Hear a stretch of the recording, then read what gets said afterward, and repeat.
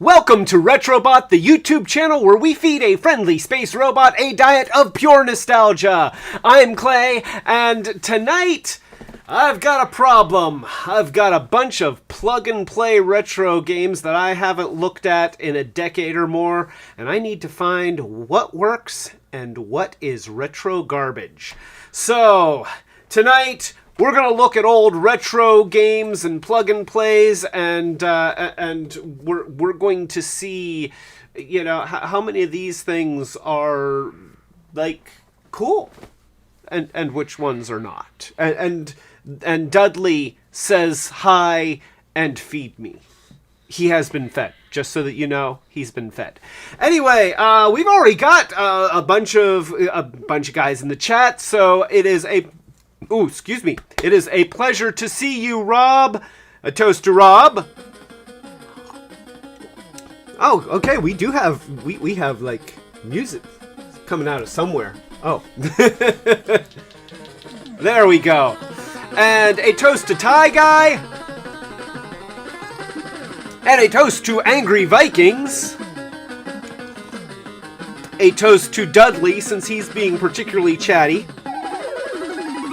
A toast to Wesley, who's yelling at me from the other room also. And a toast to the lovely, the sexy, the talented Monica, without whom none of this would be possible. I love you, sweetie. And so, yeah, that we're toasting. We've got plug and play stuff here. Take a look and look and despair at the big pile of instant arcade goodness that is plug and play devices from the early 2000s. Are these early 2000s? I think probably around, like, I'm guessing around 2002, 2003, 2004, 2005. I mean, you know, for a while these were a big thing. You know, Monica's saying 2005 to 2010. So yeah, you know, the first one that I ever saw, and I want to say that this was where it kind of started, was the Atari Plug-N-Play. This one right here that had 10 Atari games, and you just plug it in to the composite, the RCA jacks in the back of the TV. But before we talk about that, I'm going to welcome Paul. Paul, a toast to Paul. Thank you for joining us, Paul.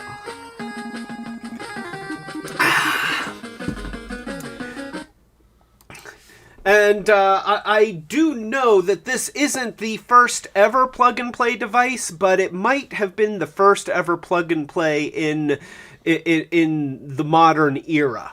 So we've got this. We got it wired up, and I'm just I've got batteries in here, so I'm going to turn that on, and then let's go ahead and let's just switch the video so that you can see what's going on the screen here.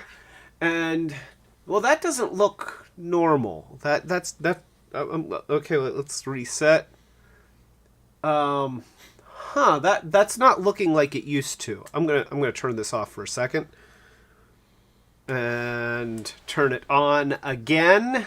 There we go. All right. So, and Joy is here. So, a toast to Joy. Welcome, Joy.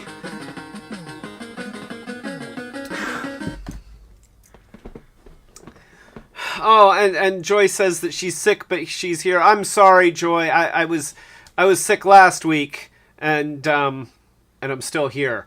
But hopefully it's not bad, and hopefully you're not having as bad of a day as Rob is having. So and oh, Setoyami is here. Welcome, Setoyami. A toast to Setoyami.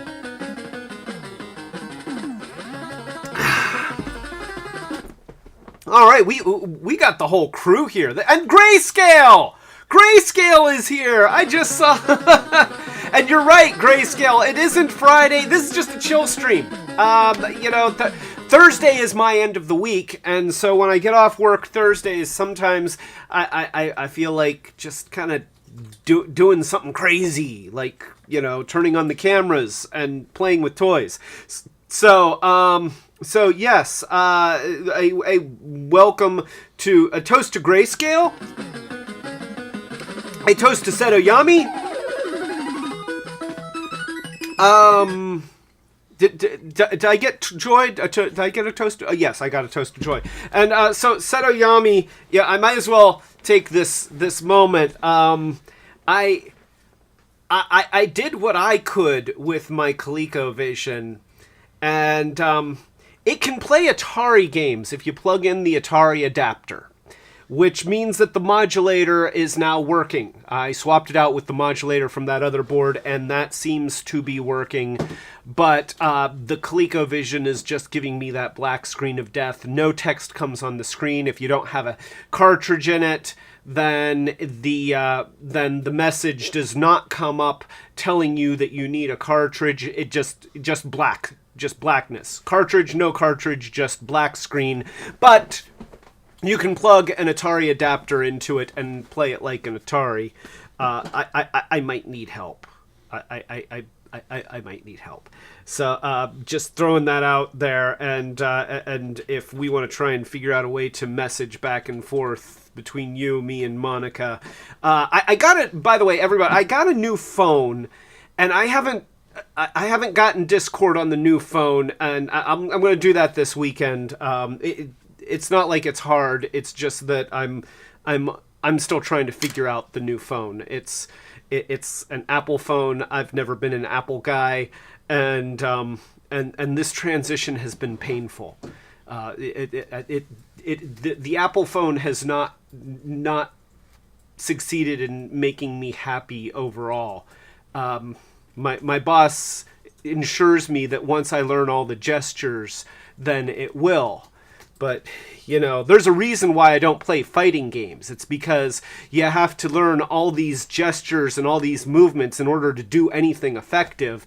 And that's what the Apple phone is. It's, you have to know, like, hold slightly from the middle of the screen and swipe down about an inch, and then you will get all of the features that you use all the time. And if you swipe in any other direction, then it will give you the stuff that you don't want at all. And so our Monica's just letting me know that our email is retrobotyoutube@aol.com. Or you can message us on Discord or Twitter. So yeah, if we want to work out something where if you're willing to take a look at my ColecoVision bits and of course, you know, compensation, we can do that, and we can figure out what we want to do, and we'll talk about it off camera. But so anyway, I'm gonna, you know, I got this. This is the Atari Plug-N-Play joystick. This is the first one that I ever saw in the modern era, and I instantly fell in love with it. And it has 10 games. You know, like I'd say a good half of these games, maybe a little more than half, are really cool games. Now, I was never a big one for adventure. I know that it kind of occupies a special place in Atari history or in video game history as being, you know, one of the first sort of RPGs, but I just didn't understand it, and I didn't take the time to get to love it, and I didn't have it when I was a kid, and so I just didn't have that. Didn't have that experience, but I did, of course, have Asteroids. I've played Breakout, Centipede, and Missile Command. Let's do, you know what? Let's do Missile Command, because Missile Command is a fun game, and it's very punishing. So let's do this. You've got the Atari controls right here, and there we go. And I better watch the correct screen. So I have to say that, yeah, I've gotten all of the, well, not all, but a bunch of the Atari flashbacks. And you know, I like old Atari games, so I like the flashbacks. But I have to say that I kind of wish that they would have kept doing these. Because the Atari flashback, you know, it has that console that's not really a very good representation of the original Atari console. And you know, it requires being plugged into the wall, and then you have your the console itself, and then you have controllers that are plugged into it. You have a lot more apparatus there, and this is just, yeah, I mean, you put batteries in it, you plug it into the back of the TV, and it goes. And that's really cool. I mean, I like that. You know, I can throw this in a suitcase. And I remember once I was visiting my sister, and she had this enormous TV. I mean, it was like an 8-foot wide television set that took up the entire wall. And so I plugged in my Atari Plug-N-Play, and I had this as big as the wall. It was awesome. And sure, you can do that with the Atari Flashback, but who wants to pack all that? You know, I don't want to pack all that, and I should probably pay attention here, because I'm going to lose a city very shortly here. I'm trying to keep up the conversation and give meaningful reviews of these products while defending my cities, and I think that my people are going to suffer for me being distracted. So, yeah, oh, this, don't. All right, at this point, meaningful commentary has gone out the window. We're just going to start swearing and swerving and kind of doing the dance. Okay, I did that. Yeah. This game has a pretty steep difficulty curve to where it once you get to the point where it's too much, you really lose a lot. And I'm doing my best here. But I'm right at that tipping point. And I feel like at some point, like, okay, my people see that there's nuclear bombs coming down, and they're seeing that there's one guy that's defending, well, what was 6 cities is now 4 cities. It might be 3 cities soon. Yeah, 3 cities. Yeah, I'm responsible for the deaths of millions of people, and my thing won't. Okay, so the right side of the screen, you know what? We're not paying attention to the right side of the screen anymore. In fact, we're not paying attention to the right 2/3 of the screen at this point. Yeah, you know what? This is unfair, and I feel like this is poor defense planning in that they have one guy shooting at this much stuff. I appreciate that they put the new city next to the old city. I hope nobody moved into that new city yet, because I feel like they're not long for this world. Now, there is a Vectrex version of Missile Command that was a homebrew written by John Donzilla. And it's called Patriots. I was out of ammunition, so anyway, it was called Patriots because, of course, the Patriot missiles were the ones that would shoot down the Scuds during the Gulf War. And okay, well, this is going poorly, but it's fantastic. And if you have a Vectrex or a good Vectrex emulator, and you can get a hold of Patriots from John Donzilla. I mean, it's awesome. It's absolutely awesome. He actually has several versions of the game, and they're brilliant. Anyway, I have just apparently I'm responsible for the extinction of the human race. So, and you know, for you youngins out there, there is no other ending to this game. The game ends when you are solely responsible for the extinction of the human race. Because back in my day, that's what you got from the ending of a video game. Failure and pain. And we called it fun. So, Joy points out correctly that Adventure was the very first game with an Easter egg. Yes, that's true. That is true, Joy. The guy who made the game put his name at the end. So if you carry a single pixel to a certain spot, you'll be able to enter the created by Warren Robinette room, because he was proud of the game. And they didn't put credits in video games back then. You know, it didn't matter who you were. You were just the guy who made that game. And so, you know, he said, well, screw that. I'm putting my name in here because I'm a cool Atari programmer and I can do stuff like that. So, and that's pretty awesome. You know, the fact that I never got into the game isn't anything about the, like, that doesn't say anything about the game. It's just that I never got into it.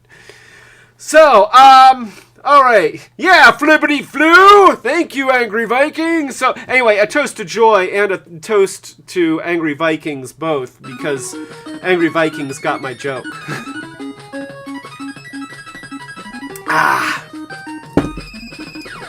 All right, so let's hit reset here. But yeah, so Missile Command, that's a classic. And, oh, Rob wanted to know the music. This is Gyrus for the NES, which we have on one of these devices. Oh, yeah, we have it. So, you know, that's on its way. Let's go ahead now. Do we have any requests while I've got the Atari? Oh, wait, Monica has put up her finger, which, let me see. What is my finger telling me? Uh-huh. Yeah. Actually, okay. Pitfall II and Kaboom and Keystone Capers. Okay, well, we will see if we have any of those on these. I don't know either. But I know that we don't have... Oh, I just hit the thing. For Adventure. Let's see. Reset. So, let's... Centipede. Okay, I know we have Centipede. So let's do some Centipede because it's right here in the list. We will keep... We will keep the other ones in mind. You know, if you happen to see one of those. Let's see. It was Pitfall II, Kaboom, Keystone Caper. Right. All right, so here we go, and we got, and see, look at this startup screen. This is a good startup screen. Atari 2600, and it's doing that. That's cool. I guess I should say that it's doing that because right now you're viewing me being in the window, and it's and the rest of the screen is here. I'm kind of trying to see. So anyway, all right. So I'll hit the start, and I'm shooting. I always like to clear out as many of the mushrooms at the bottom of the screen as I can, so that the centipede takes longer to get down to the bottom. And now I'm in trouble because it's reached the bottom and I died. So, that was unfortunate. And there we go. There we go. And, oh, nope. There we go. So, now one thing that you can do as a strategy for Centipede is you use the mushrooms, believe it or not, those are mushrooms, as a way to make your gun fire faster. And that makes it easier to hit the centipede pieces. And that's going to run into me. And... Alright, so... And kill the spider. Alright, and we've got the spider kind of moving around there like a little jackwagon. And there we go. And kill the spider. There we go.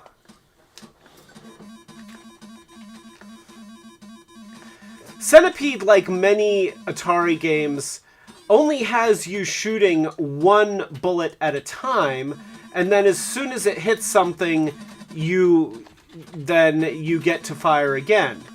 And so the time that it takes to get to the top of the screen is a lot more reload time than if you're like right here.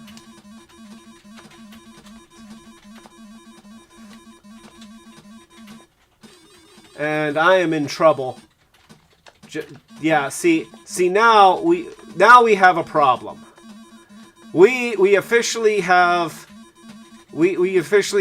centipedes that are duplicating themselves. But you know what? I'm catching up. Okay, I thought I was in trouble. Now that's not fair. That is not fair at all. That's bullpucky. That is some serious bullpucky. And then the spider ate my face. Which, you know, in this case, my face is a large rectangle with no detail whatsoever. But it still ate my face. There we go. Oh, no.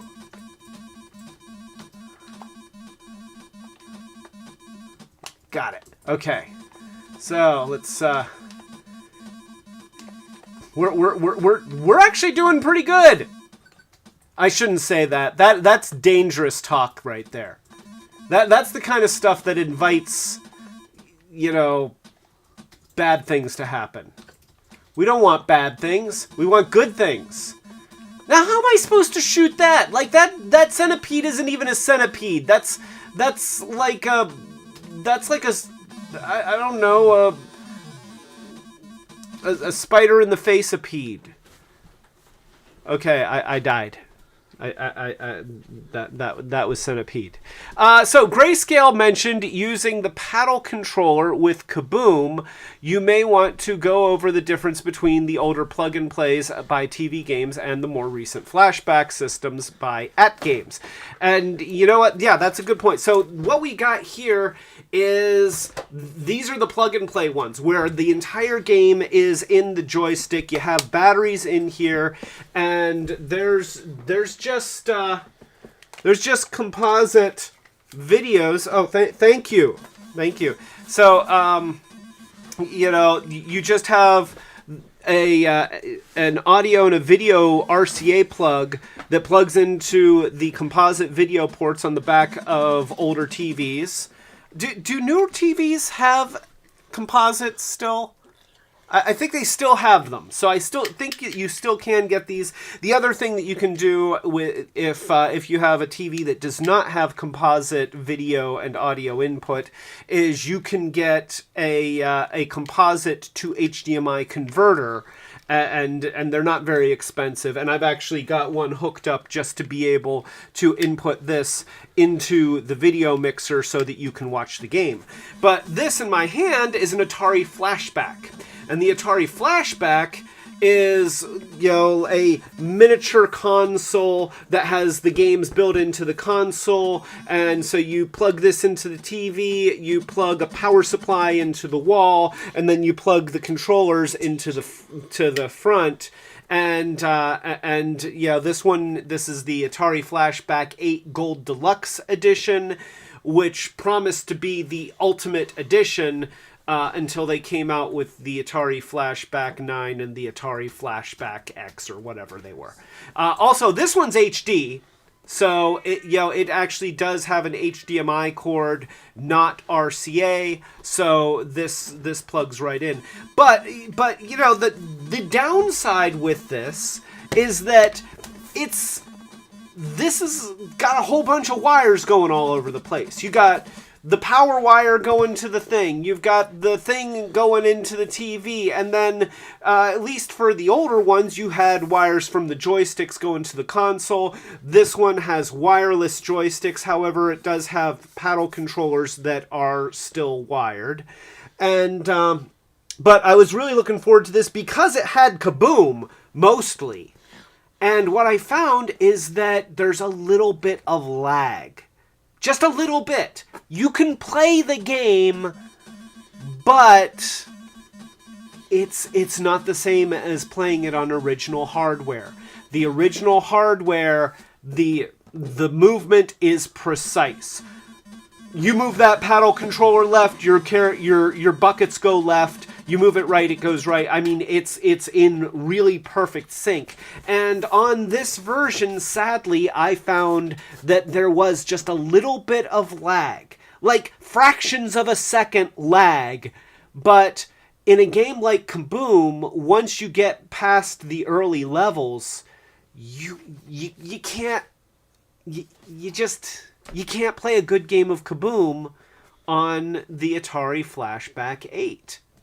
And that's a little frustrating. That was really disappointing because I really, really wanted to, but I couldn't. So I want to say that at some point I thought they made a paddle controller plug and play, but I don't know if I ever saw it or I ever got it. Maybe I don't know if my brain is remembering that correctly, but yeah. So that's the difference between one of these plug and plays and a flashback. Flashback is really just a miniature console, whereas this, everything's just built right into the joystick. And honestly, like if the flashbacks had just been a bunch of these, except with more and more games. And they could have done that. That's the other thing. They absolutely could have done that. Oh yeah, there was. Okay, did it have Kaboom? So apparently there was a plug-and-play paddle controller, but if it didn't have Kaboom, then what's the point? No Kaboom. See, that's why I didn't get it. That's why I didn't get it, because it didn't have Kaboom. So, yeah. Oh, the lengths I would go for a really good Kaboom game. At least, I can still play it on my ColecoVision, at least until I send it to Seto Yami. Okay, so anyway, let's see. Are there any others that we want to play on? Let's move on. Yeah, okay, because we're all familiar with Atari games. I mean, the Atari's great. We've seen them. Probably the next one, at least historically speaking, would be the Activision Plug-N-Play. And this one, I think that we got this. Oh, I haven't shown the TV games. The TV. No, I haven't shown that. I'm saving that. That's special. Okay? Don't ruin the surprise. Monica's trying to ruin the surprise. I've got a surprise. Just so you know, there's a surprise. And yeah, see? She's like, oh, whoa, I didn't know there was a surprise. So we got this one at a thrift store. I don't even remember seeing this in the stores, but, there was a time when these things got big, a lot of them started coming out all at once. And at that time in my life, I had to be a little bit more careful with my purchases than I have been since I started a YouTube channel all about old toys. You think those things are related? No, they can't be. No, we haven't increased our frivolous toy spending just so we could show stuff to people on the internet. I mean, that'd be crazy, right? That's great. Anyway, all right. So we've got the Activision, and it doesn't have batteries, but so this reminds me very much of a joystick, third-party joystick that I saw. And I had one similar to this one, but I'm not sure that it was Activision. There were a bunch of 9-pin Atari compatible third-party joysticks on the market, and most of them were garbage. Yeah, there's a button here. There is a button. So let's go ahead and we'll turn this on. And this is the Activision joystick. And what you're going to notice is that it is pretty much the exact same screen. So this is, I'm gonna loosely say this is the other Atari joystick. And I guess at some point, if we ever see that paddle controller cheap, we should probably, just because I have like I don't know, 30 of these things. I don't know. I've got, okay, it's not that many. It's this many. Okay, I've got this many of these things, and now you call it a collection, and as soon as you call something a collection, then you have to buy stuff that you don't even want because there's holes in the collection. Collecting is dumb. I should know. I do it anyway. So I'm getting a message from my finger. Joy says that's a Wiko command control. I had one, best joystick ever. Joy, I will admit, this is a good joystick, but best joystick ever. No. The Epix joystick is the best joystick ever. Okay, just so you know, there's a couple different versions of this, but this joystick is the single greatest handheld joystick in the history of all handheld joysticks, bar none. I'm sorry.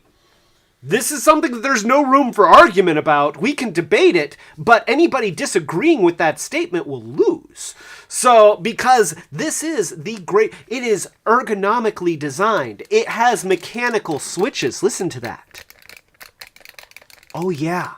There's versions that have 2 buttons. I've seen versions that have like a start switch, but yes. And it was Atari compatible, which meant that you could use it on Atari games, ColecoVision games, whatever. Now, if you used it on ColecoVision, you still had to have at least one ColecoVision controller so that you could select your skill levels on the number pad. But, oh, okay, and Monica says, to be fair, Joystick said it's the best joystick she ever had, and you know what, I did have one that was similar to this, and it was pretty decent. It actually was pretty decent. What was that?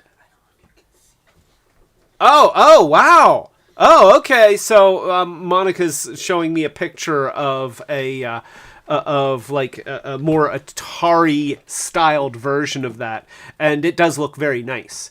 But yeah, if you ever got one of these, you know what I can do? I can use the power of the internet. Let's go here, and you said Wiko command. Let's just go to the internet view. So, Wiko command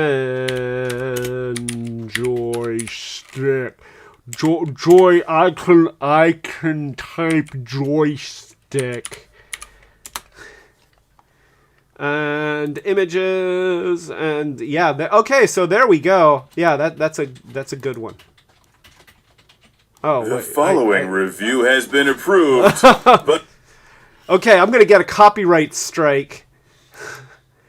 Okay, so there we go. Yeah, that I never had that one. Yeah, I had a smaller one that was similar to that. But that one actually looks nice. It looks like it has a metal shaft and everything. So, anyway, so back to the Activision joystick. Except, wait, no, I'm getting another message from my finger. And my oh, Setsune is here! A toast to Setsune! And Setsune says Google Images live on stream. Brave. Well, yeah. I'm surprised that I didn't get a copyright strike just for showing their browser. Oh, okay, yeah, I guess there's that. So here's the question, Joy. When you were growing up, and all the controllers were called joysticks, did you assume they all belonged to you? They do? Oh, okay. Well, in that case, thank you for letting me borrow this. So, anyway, let's go back here.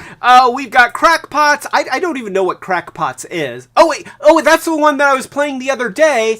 That's actually a fun game. You know, let's do Crackpots. I bet you've never seen Crackpots. And Activision, just so you know, Activision was the undisputed master of the Atari 2600. Like, most of the best Atari games, like, if there's one company that was steadfastly responsible for decent Atari games, it was Activision. So, yeah, this is, you've got, there's spiders invading your building, and you are crushing them with potted plants in a, with a concept that only Activision could make cool. So let's, and, it's again got the Atari controls, so we're just going to do this, and, oh, shoot, I'm watching the wrong screen. Okay, that was a bad start. Wait. That was a bad start. I'm restarting. All right, so, because I was watching the wrong screen. There we go. So, yeah, 2 at a time. Look at that. Yeah. And like, my old lady neighbor who takes care of all these plants, you can't see her, but she's very, very quickly replacing the plants. Okay, this is not cool. That's not cool. No. Yeah, it's 3. All right, that's how cool I am. I crushed 3 blue zigzaggy spiders with 1 plant. Okay, that 3. That you saw 3. Okay, now this is just that is not fair. This is crap. This is all crap. Get out of my window. Get out of the window. You stupid red diagonal spiders. Okay, this is no.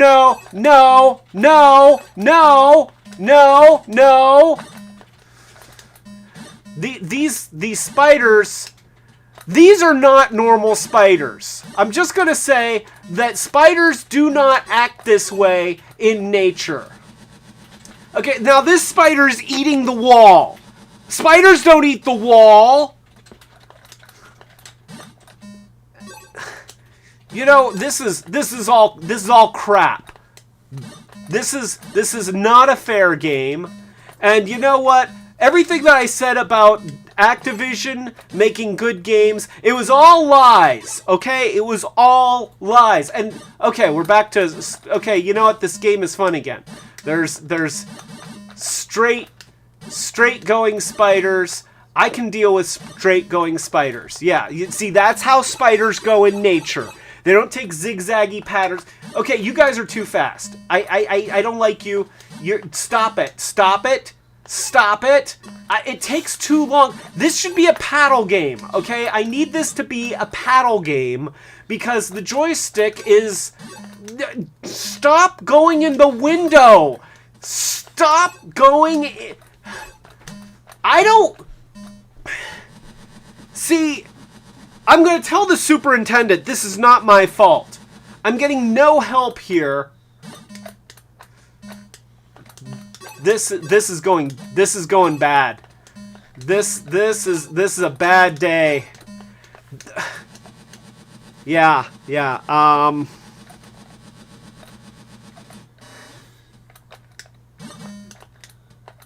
Yeah, shut up. I don't like you. I don't like you. I especially don't like you. I don't... Yeah, that's right. Okay, that was pretty impressive, if I do say so myself. And yeah, you die. All of you. No, get out of my window. I don't want you there. Did I invite you into my home? I did not. No, I know what you're doing. Stop it. I'm not talking to the game anymore. I'm talking to the woman who is terrorizing my head. As though this... Do you want to play this game? Would you like to try and play this game? Because this is supposedly fun. Yeah. I know, right? Oh, jeez. Ha! Yeah! Take that, stupid red spiders! Okay, they're not taking anything. They're just coming into the house. This is awful. This is terrible. And notice that it doesn't mercifully just kill me when half of my building has been destroyed by spiders. No, it makes me fight on to the bitter end until I have no building left. Oh, come on. This is just don't.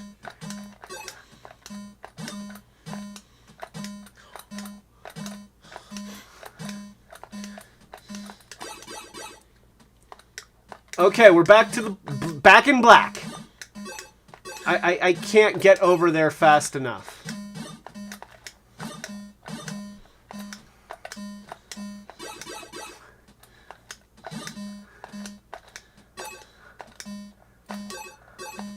Stop! They're going like far. You know, this is not fair. This is not a. I don't like this game. And I have to do more blue ones. The blue ones suck. Get away from me, blue one. I don't like you. Like, nobody likes you. You know what? You're bad at sports. That's right. Yeah, take that. You're bad at sports. Huh? Nobody likes you because you're bad at sports, and they don't pick you for their teams. And this is actually starting to turn into an autobiography. I might be projecting a little bit. Oh, thank God. That was terrible. So you've seen that game. Now you don't have to play it. It's terrible. And Christopher Remley is here. Oh, thank you, Chris, for saving me from Crackpots.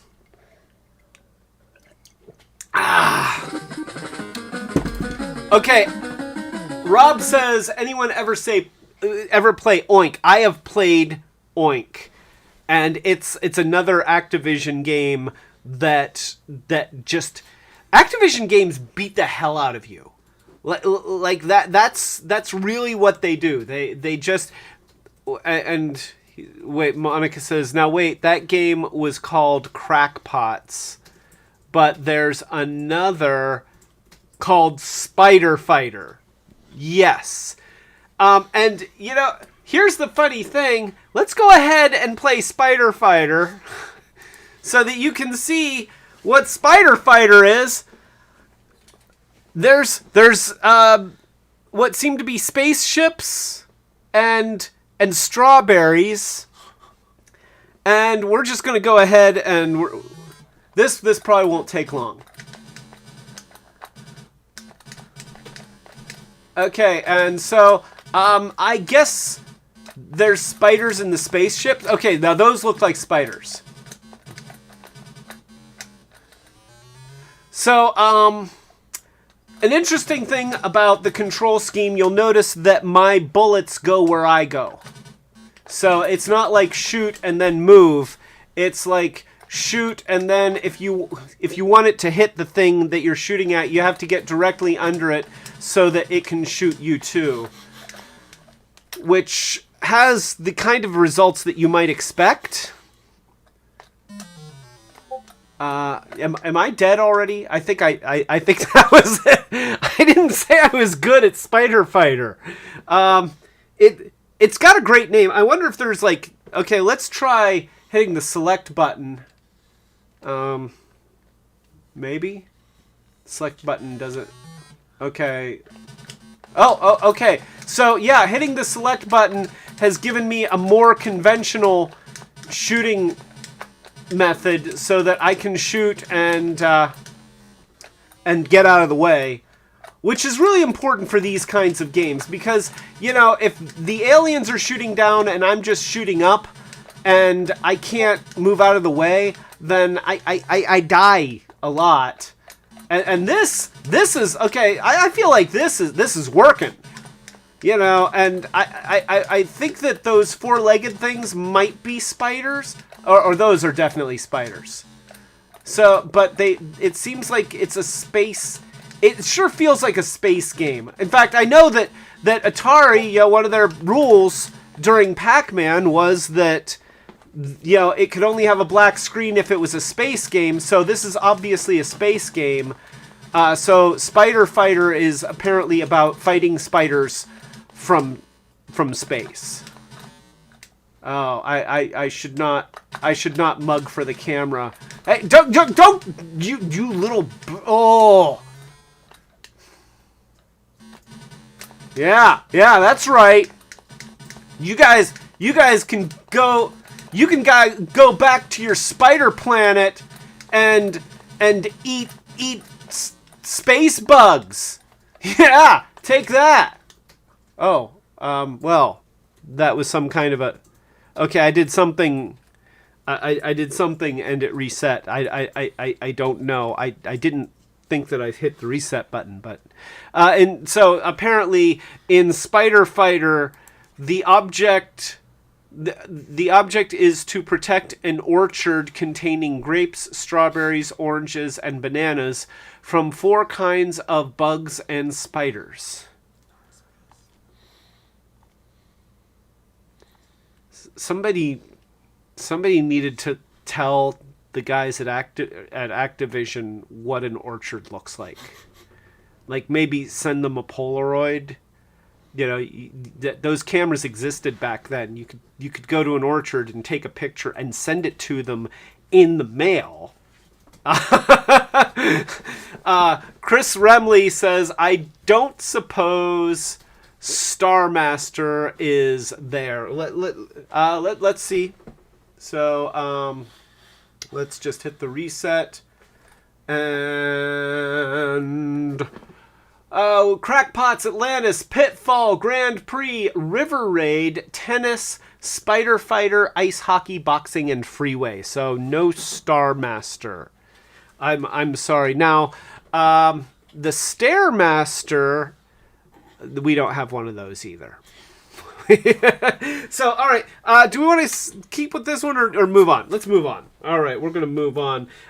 So far, I will say this is pretty cool. I mean, if you like games that punish you until you're just left crying and possibly breaking things, then that's what all of these retro games are all about. And these are some of the best of those punishing old games that you're going to find. So this is a pretty good one.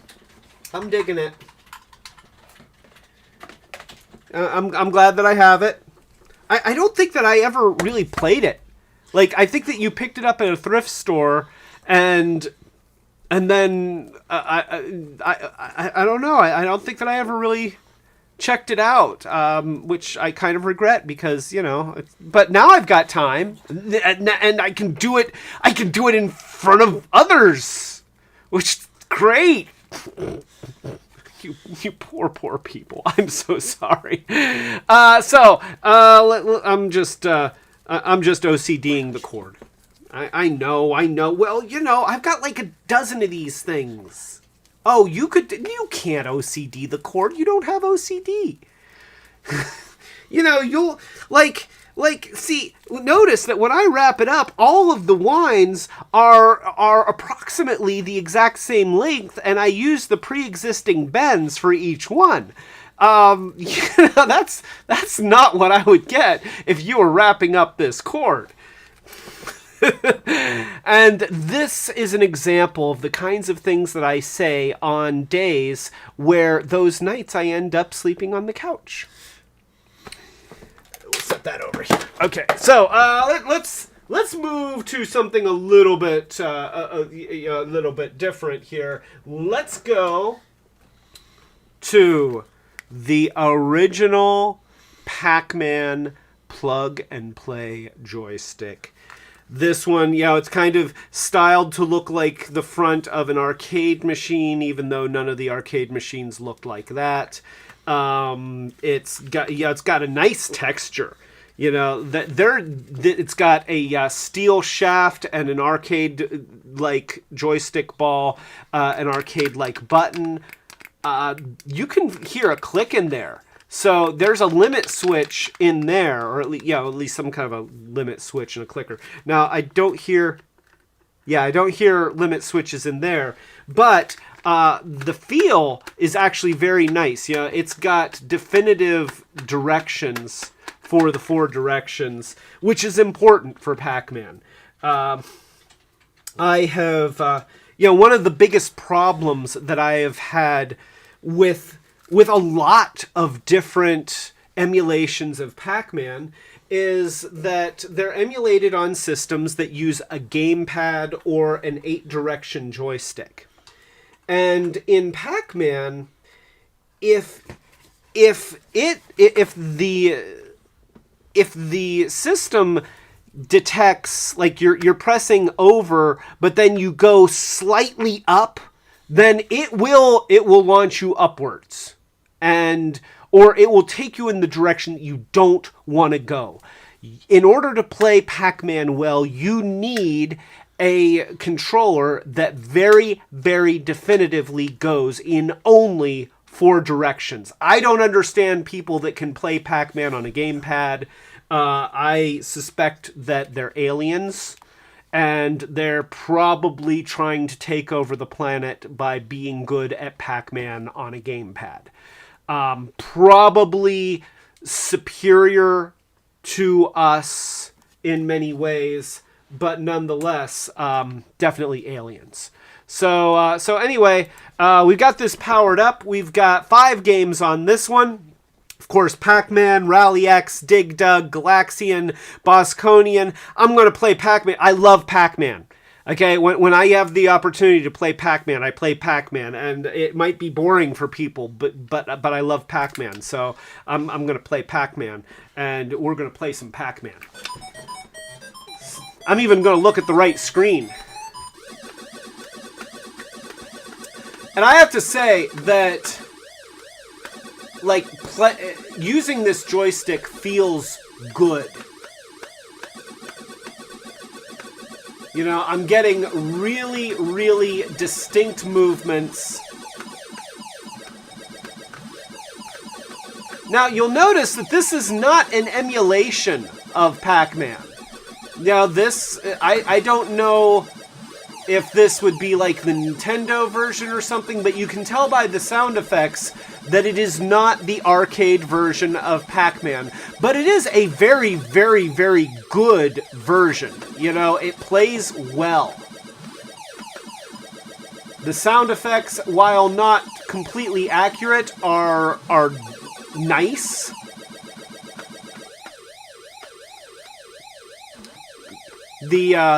Again, the quality of the joystick makes this worth playing. And I can get into those tough situations where there's a lot of stuff happening. That was dumb. I thought I could sneak around, and then I screwed it up. But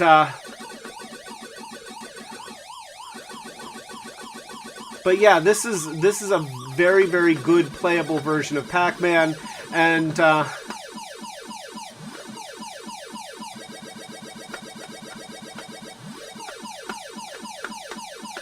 there we go. And blip. Okay, not my best work because I got a little bit stupid there. We'll do better. We will do better. So, and see, it speeds up pretty quickly, which is nice because when Pac-Man is slow, it can be a bit boring. There we go. Yeah, take that, guys. Ah, yeah, and blap. We'll do that.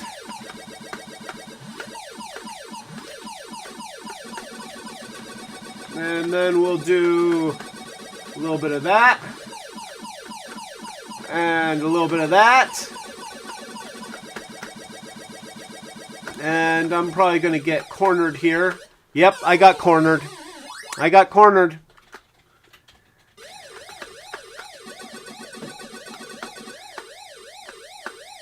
You know, I love Pac-Man. I didn't say that I'm good at Pac-Man. Here we go. See, that was kind of a waste. Alright, you know, that's not too bad. I kind of thought that I'd... that's crap. That's crap. That's a terrible Pac-Man game.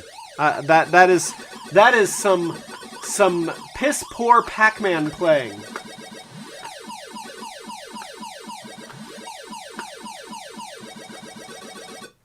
Shameful.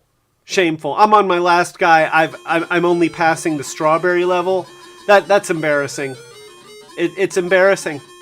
I'm sorry. As a person who likes Pac-Man, I should turn in my joystick. All right, here we go. We're gonna make up for it now.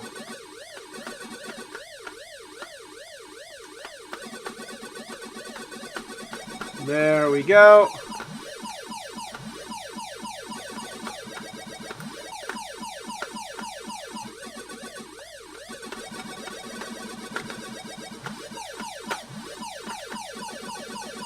There we go, and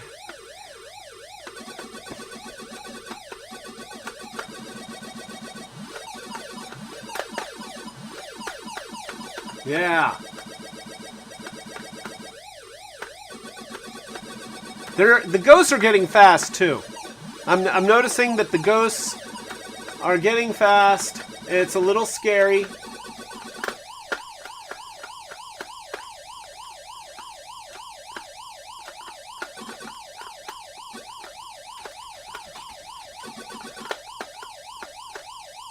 And uh-oh. Oh, I could have gotten out of that. I could have gotten out of that, but I didn't. All right, let's try something else. We're going to try something else.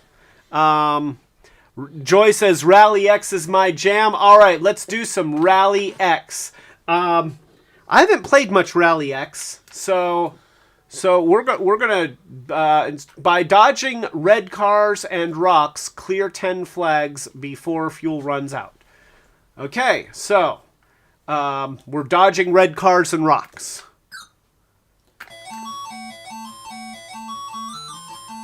Oh, okay.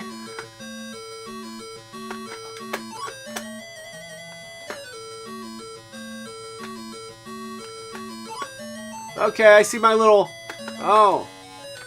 Oh, I have smoke! Hey! And I have happy music! And I have a car in my face. Alright, well, let's go over here. There we go. Yeah, take that!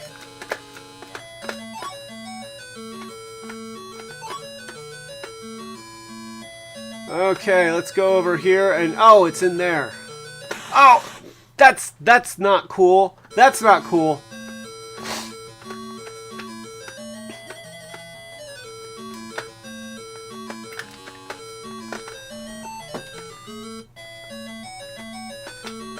Okay, I have to start watching the map. Ah, come on! Okay, wait, we're just gonna try. That was my test game. That was my test game. Alright. Now I've got the feel for it.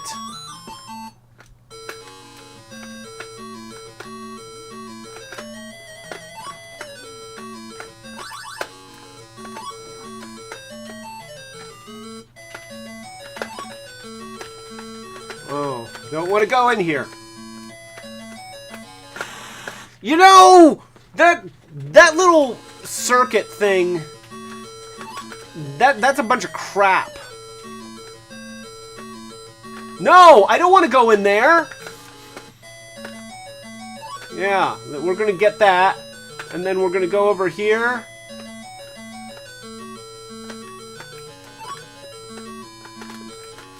Yeah, take that, stupid other car. Huh, I guess I told you.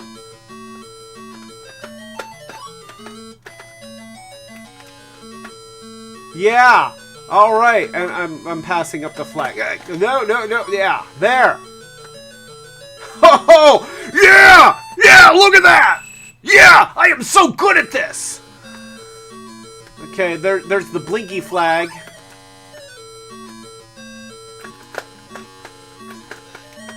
Yeah, I'll make all the cars spin out. Screw you, other cars. I don't like you. You're bad drivers. And I'm a good driver because you're ugly in your face. Yeah, take that. Just shut up. Shut your filthy car face mouth. Alright, here we go. I like the music. The music is happy and cheerful and defies my angry driving ways. Alright, so, yeah, and...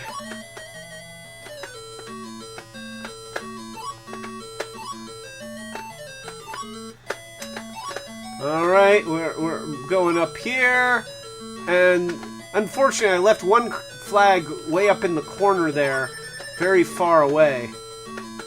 So, I think I'm supposed to be doing this fast, and I'm not doing it as fast as I should have. Alright, well, I didn't die.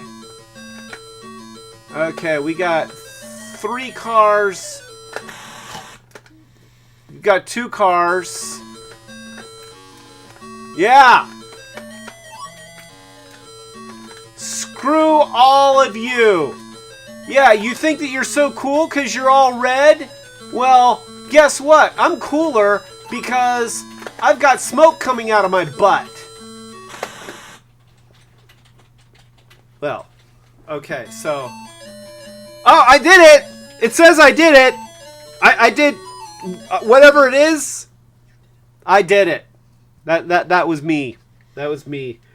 That did whatever it is that I did. I did that. So, do we want to do Dig Dug or Bosconian? Like, Galaxian is boring. I'm sorry, Galaxian. I mean, it's a historical game. It's like the great granddaddy of space shooters, but it's boring. Short Dig Dug? Short Dig Dug. Okay, we'll do Dig Dug. And boy, this sounds pretty darn accurate. Yeah. Okay, we're gonna do this, and we're gonna lead these guys here, and yeah, take that. And then he's gonna run away. You little coward! He's a coward. Oh, that's not fair. That's not fair. He turned into goggles. Okay? He didn't tell me he was gonna turn into goggles. He just turned into them. Yeah, take that.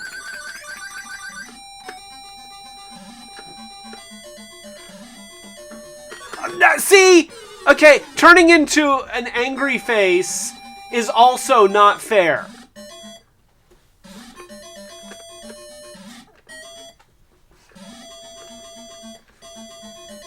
Yeah, see? See, he turned into an angry face. So I'm just going to explode him with my magic bicycle pump. That's what I'm going to do. I'm going to... you know, I don't like those little green dinosaurs. Monica likes them, but see, obviously she never had one turn into an angry face unexpectedly and bite her head. So, you know, I don't feel like Monica's a very good judge of the dinosaur guys. Yeah. Oh, and he's going to try and get away, and that's not going to work. You can't get away. Yeah, screw you, pal. I made you explode from the inside. That's what you deserve. This game is so violent. I mean, think about what's going on here.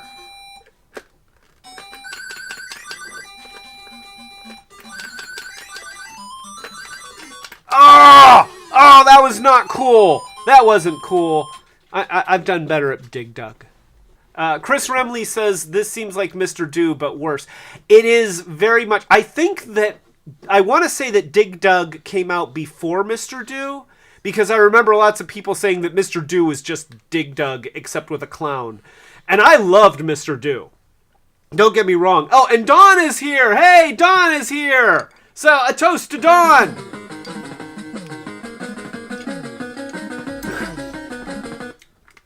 All right, so yeah, do we need to see Bosconian or do we want to move on? All right, let's move on. We've got other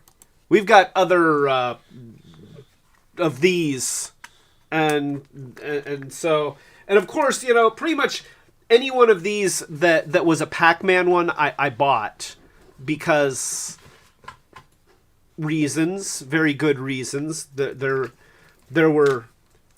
I'm just going to set this aside. I'm not going to OCD it. Yeah.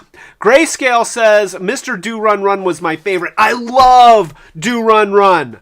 Do Run Run is such a good game. I have it on my MAME cabinet because, of course, I have an original Do Run Run board. You know, I have the arcade board. I just haven't gotten it working in a machine, but that gives me the rights to have the ROMs. Let's just not talk about that. I might have played Do Run Run on somebody else's MAME cabinet, and I'm not responsible for what ROMs they have. Let's just talk about something else. Look, there's the Konami. Konami, yes. Okay, so Konami, we know Konami. Up, down, left, right, BA, start. That's Konami. Frogger is Konami. We should expect some great things from this plug and play. But are we going to get great things from this plug and play? I don't know. So, I'm going to plug this into my little doohickey. My Mr. Do Hickey. No, that would be if this were a Universal, because you know Mr. Do was Universal. So let's there's a switch. There we go. There's a switch, and right away the TV has started buzzing angrily. Anyway, so Konami, we got the thing. Let's see what's on here. I feel like I have to play Frogger. Like I have to play Frogger. Frogger was one of the arcade original hits. Like, it was part of Saturday Supercade. I guess I have to press a button because it doesn't seem to be doing anything on its own. Oh, I have to hit the little start button. So, okay. Konami! I wonder if you can go... Well, there isn't a BA. There is no BA. There is a circle and a square. So, I guess I have to hit start again. Okay, so... We got music! And we'll hit start again. Okay, so we've got Frogger. We've got Scramble, Time Pilot, Gyrus, Ye Are Kung Fu, Russian Attack. Those are all pretty well-known games. All right, let's just go ahead and do Frogger. And we got frogs. There's frogs here. And okay, well, this looks like Frogger. And it plays like Frogger, but where is the Frogger music? Okay, Frogger had some of the catchiest music of any video game. The music is why people played Frogger, so that they could hear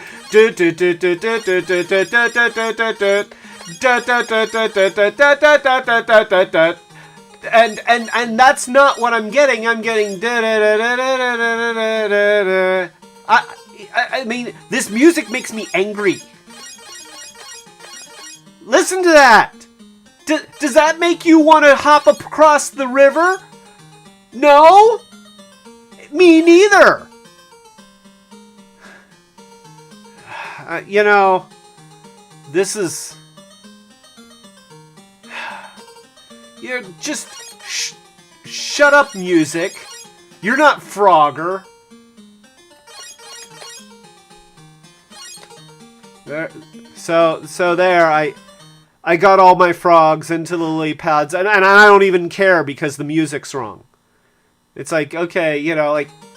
Oh, and here we go. We've got more of the crappy music. Like, they didn't even try to get something that was a good... And I understand, you know, I've read up on this, and I know that that the problem is that the music that was in the original arcade version of Frogger was copywritten, and so they've removed it from new versions of Frogger. I get that. But, I mean, you couldn't at least try to find something that was, you know, similar in goodness? It's so bad. It hurts.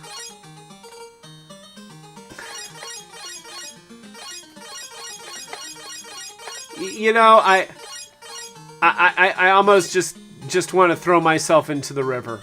I'm just throwing myself into the river. I can't do it. I can't do it. This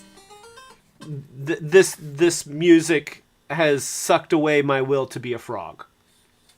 Yeah. Whoever chose that as their replacement Frogger music, shame. Shame on you. That's not Frogger music. That's not even close. Like you know, find something written by somebody with talent. Ugh. Konami. Ooh. So that's fine. It's not Frogger either, but it's not supposed to be. So okay, Frogger is a bust. Don't bother with Frogger. Crap. I mean, sure, it plays like Frogger, it looks like Frogger. Maybe turn the volume off and then you know, play a tape. Buy a tape. Do they sell tapes? Tapes. I'm just gonna say tape.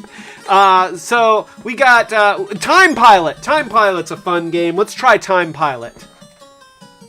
I had Time Pilot for the ColecoVision when it was working. Oh, I blew up. That took very little time. Wow, I blew up even faster that time. It really...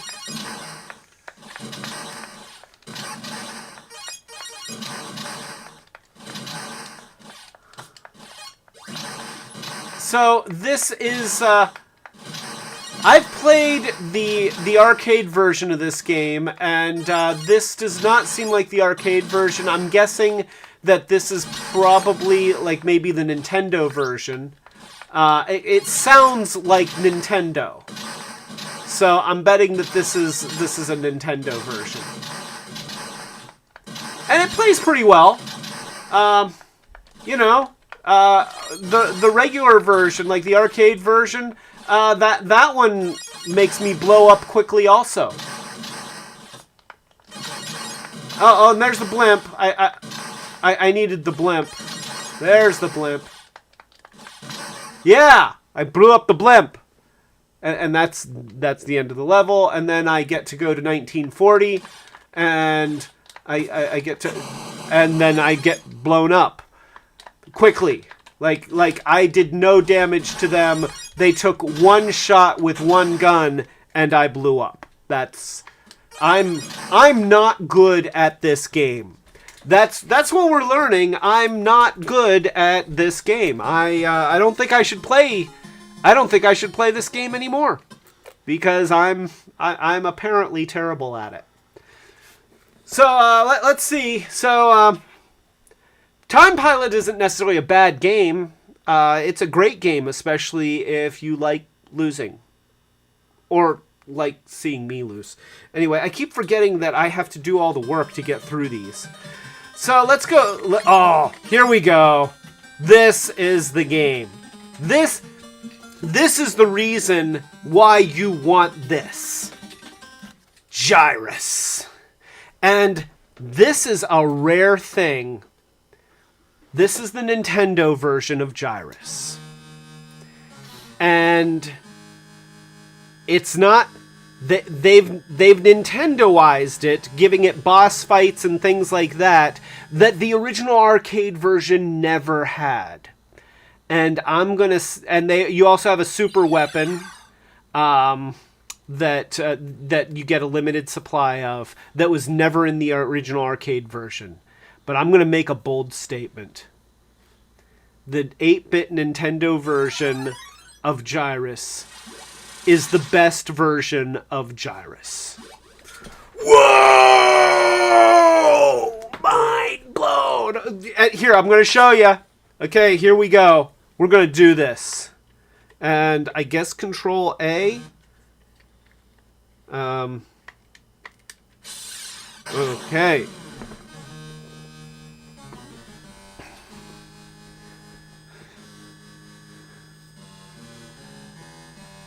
Three warps to Neptune. Ah, damn it. I had a super weapon. I no longer have a super weapon.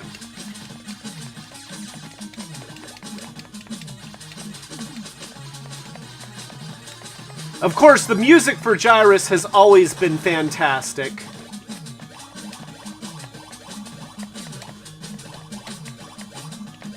So Gyrus to me is sort of like Galaga in a funnel. You know, you have your waves of enemies that will dock up in front of you, and you shoot at them, and then they swoop at you, and you can get a double fire feature. So, you know, in that sense, the game mechanics are very similar to Galaga. But the music, of course, gives it a whole new identity. And the funnel, you know, like the sort of pseudo 3D going circular around a warp is also something that gives it a very different feel. And it also has the advantage of never leaving you trapped in a corner, which is something that Galaga does all the time. Now, the only downside is I'm already getting carpal tunnel in my thumb from button mashing.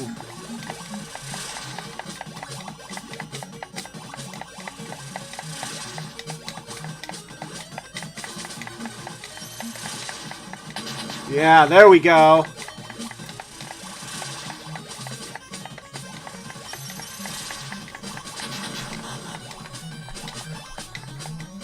All right. And this is a case where I'm actually going to put the joystick down on the table because my hand is killing me. Yeah, there we go.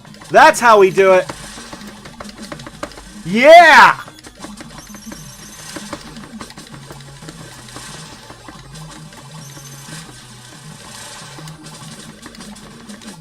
Yeah! Oh boy! I am so good at this!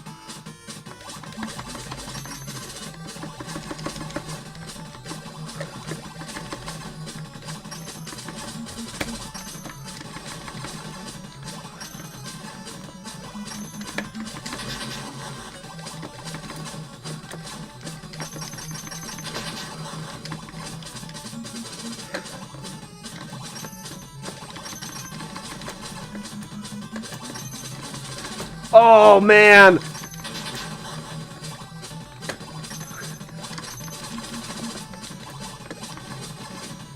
Okay. This is fun. This is just fun. I am having so much fun right now with this game. Oh, and we get a chance stage. That's another thing that you got in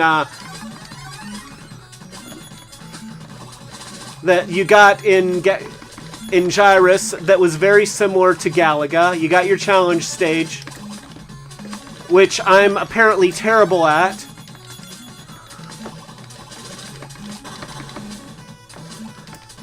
Okay, I tried. And get that thing. There we go. Alright, well, you know, not terrible. It's been a while since I've played this game, and, you know, I'm playing it on a controller that is terrible for this game. I will say that for this kind of a game, button mashing and this controller do not work. I've got it planted down on the table, and I'm actually using it more like an arcade-style joystick than a handheld joystick at this point. Oh, yeah! Oh, yeah! Take that, you alien scumbags! You deserve to get blown up in space! Because you're not human like I am! Video games have taught me to be prejudiced against other species. See, I don't know what their story is. I just know that they're there, and I shoot them. That because apparently that's what makes a human good.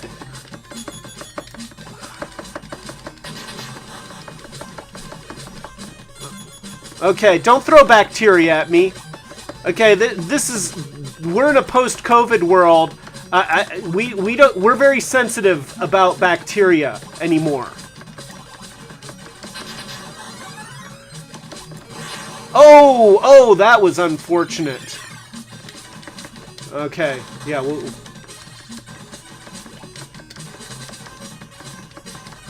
I don't know what it did. I'm not sure that it gave me something that would help, because I don't seem to have double fire. I guess it was like giving me one of those super weapons, which I still haven't used since... Okay, get away from me, bacteria! See, this is how we need to fight COVID. Okay, you find COVID and then you shoot it with a spaceship. That's how you stop the pandemic. Okay, one warp to Pluto. It's funny, in this game, Pluto's a planet. That's cute. Oh, poor Pluto. Pluto's not a planet anymore. Screw you, Neil deGrasse Tyson.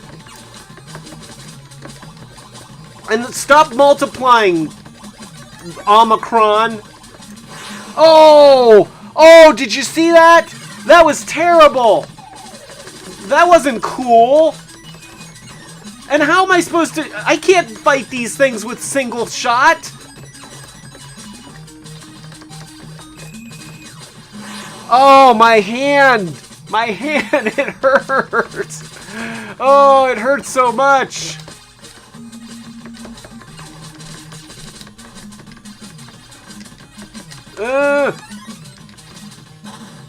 Yes, there we go. Okay, I can function now.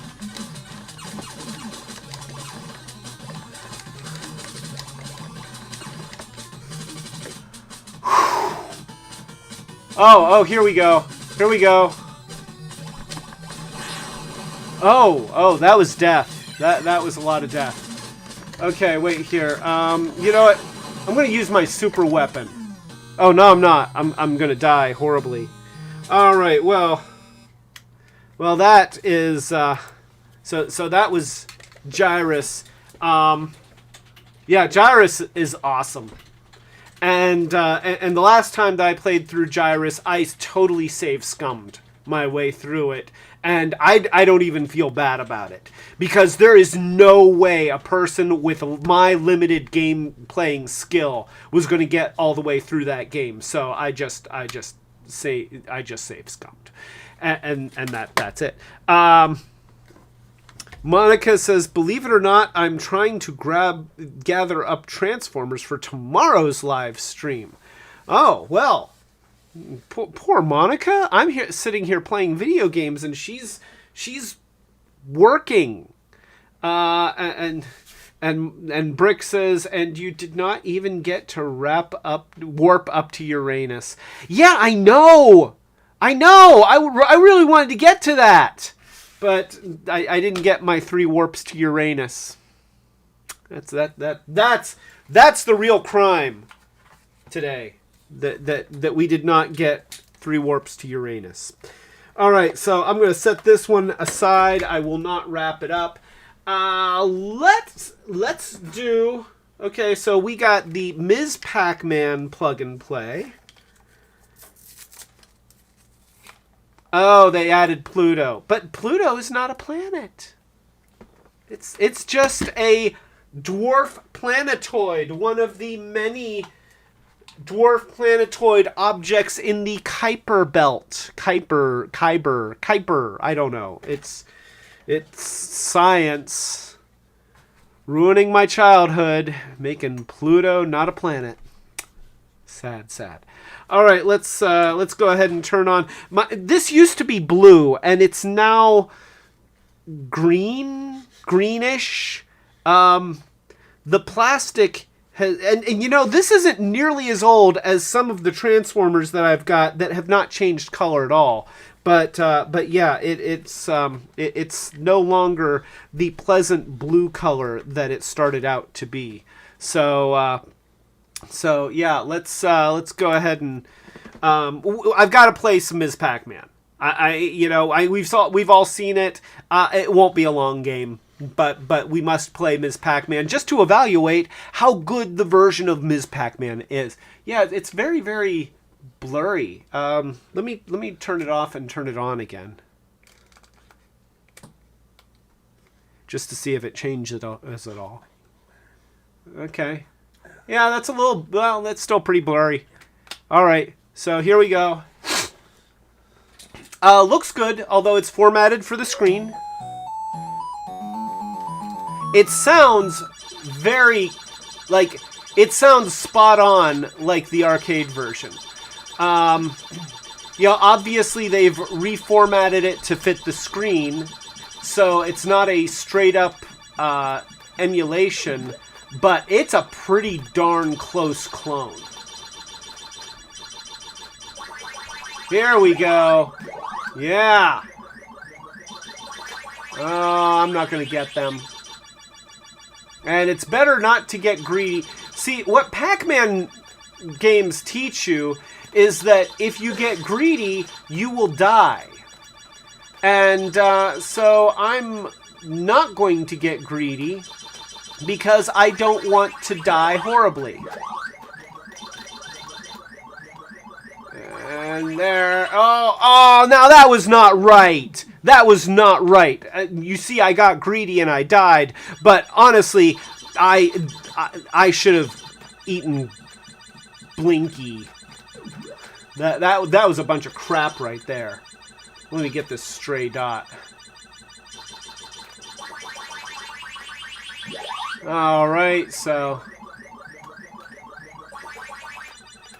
now, personally, my favorite Pac-Man game is Speed Ms. Pac-Man. Yeah, and I realize that the speed mode gives you a tremendous advantage, but it also requires a certain amount of skill to be able to control it well. And so playing Ms. Pac-Man slow is... It's rough. I want her to be able to cover more distance, and she just doesn't. Like, I'm not even trying to ghost chase because the ghosts get away the ghosts move quickly enough, even when they're slowed down by the power pellet, that you spend all your time trying to catch up to one ghost. And, I'm not... I don't want to take the time to set them up, to go around the screen a bunch of times just to try and draw the ghosts together in a clump so that I can get a bunch of them all at once. Yeah, I guess I just don't have the patience for that. There we go. Oh, come on. Yeah, one thing I am noticing about this is you really have to be completely engulfing the ghost before you eat it. And that's a little bit, like, it's a little bit off. It's a really good version of Ms. Pac-Man. Absolutely. You want to play Ms. Pac-Man, you have the itch to play the arcade version of Ms. Pac-Man. This may not be exact arcade version, but it is pretty darn close. And we're gonna go. No, we're not. See, I was about to go through the tunnel, and that would have been a mistake, and I died anyway. So that's Ms. Pac-Man. Let's go back to the menu, and we'll go here. So do we want to play Pole Position, Xevious, or Mappy? Mappy. Okay. You know what? I don't know Mappy. You're a mouse dressed as a cop. Okay, wait a minute here. I need to do something. There was a light post in my way. All right, so let's just. Okay, here we'll restart that because I was adjusting a light. Okay. I don't know how to play this game. Okay, so apparently that makes you jump.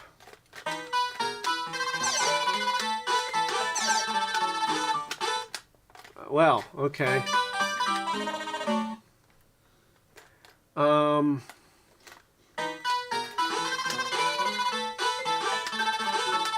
Oh, okay. So I can press up.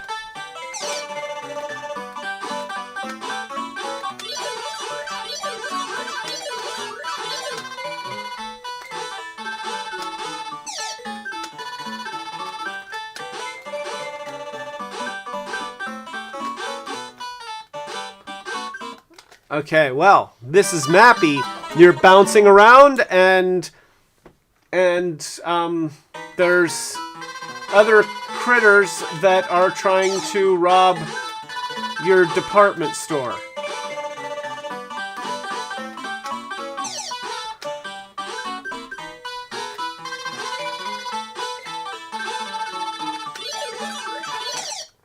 Oh,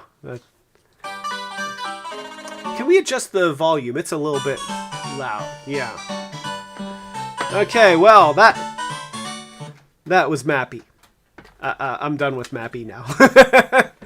So, yeah, pole position is all right. I want to say, oh, wait, okay, you know what? We do have to do pole position because this joystick has a really cool feature, and we're going to see it on pole position. So, here we go. All right. So, what they did was they built a steering wheel into the joystick. So, look at that. Yeah.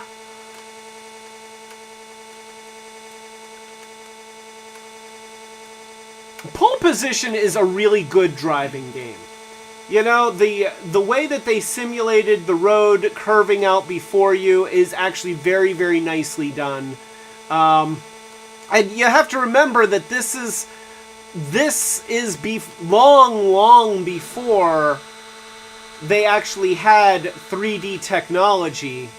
You know, they're just simulating it with curved lines and alternating red and white stripes. But now, admittedly, when you have your car aimed in the direction that it appears to be aimed, okay, so that's low. Okay, so you can change gears. Oh, and see, they advertise the other games that are on this plug-and-play on the billboards. That's cute. That's clever. Okay. I'm hoping to catch up to somebody. I didn't catch up to anybody. I don't know if I was supposed to do something else to get into a higher gear, but I was. Okay, wait here. Let's try this again. Okay, because I just noticed that in the bottom of the screen it says low.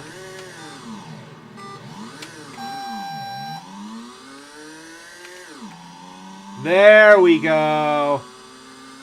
Now we're in high gear. Okay, now we'll be able to pass people. Oh yeah, and I'm going a lot faster now. Okay. Oh yeah. Oh, these guys are going to blow me up. I knew that. I saw that coming.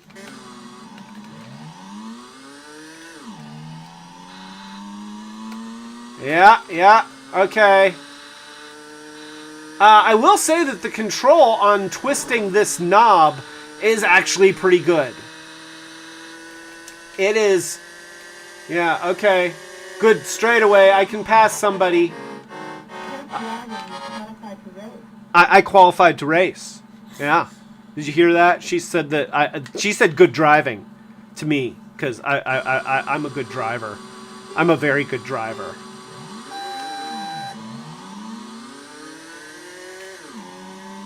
All right, and I don't know how I'm going to get past any of these guys without dying. Like,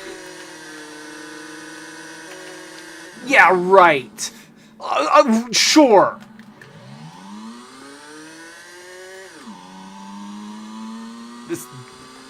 This game is getting to be a little bit of crap.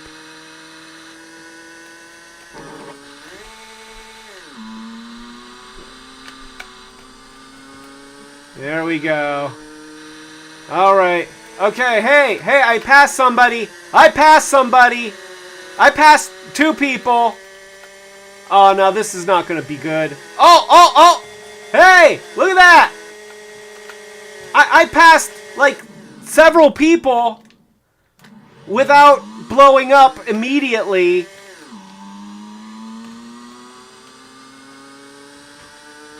So, you know, that's pretty not quite as sucky.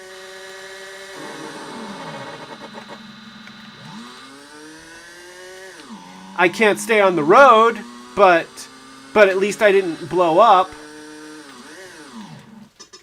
Oh, and I okay, so that's pole position. You can use the thing to twist, which is pretty cool. That's a pretty cool feature that they built into this.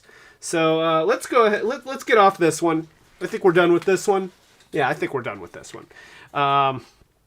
So that is Ms.Pac-Man Plug-N-Play. You know, these are all. Let's see. Made in China. Jack specific. So yeah, I think that most of these are Jack specific. I know that the Namco ones are Jack specific, and the Konami one. Oh, you found my Blast Effects parts. Thank you. That's good. And then this is Konami.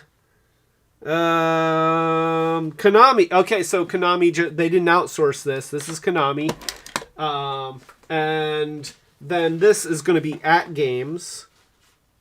Yeah. Oh, no, this is Jack specific also. So, yeah, the Atari one is Jack specific. Let's take a look at the Super Pac-Man. And it's another one. So, this one, and see, they have this clear part, so you have a ball, but it's like a Pac-Man mouth. See that? See what they did there? That's pretty cool. That is pretty cool. And so far, you know, and this one has like the fake coin slot. You know, this is actually the on-off, or this is the reset. This is the on-off here. The little key thing doesn't do anything, but it's, again, they're making it look like the front of an arcade cabinet. With Ms. Pac-Man, they didn't even bother. They just made it this weird shape, and that's what they did. And then, you know, with Pac-Man, all 3 of these are they feel pretty solid. This one feels a little bit lighter, but we're going to try it out. That's what we're going to do. We're going to try it out. So let's do that. And my little switch. My switch box fell. It's back though. It's back there. So here we go. We'll turn it on with the thing, and look at that. Look at that. The button lights up. So that's cool. The button lights up, and let's show what's on the screen. We've got. See, I don't have to click start over and over again. And this has Pac-Man. We've seen Pac-Man, but we should take a look at Pac-Man just to see if it's different than the version of Pac-Man that was on here. Because if you remember, this was not arcade Pac-Man. This was something else. So let's go ahead. We'll try it. We won't necessarily play through the whole thing, but it's looking promising. See, it already sounds a lot more like arcade Pac-Man. Oh, yeah. So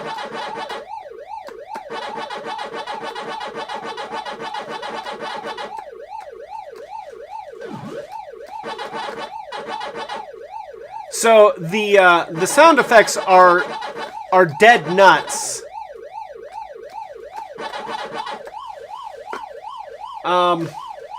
The way that the ghosts are behaving is, it seems far more like the arcade version. Obviously, again, it's been formatted to fit a regular TV screen rather than the vertical formatting of the arcade cabinet. But the joystick feels great.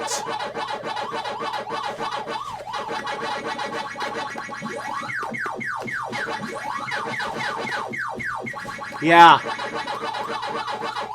this... Yeah, I'm just gonna...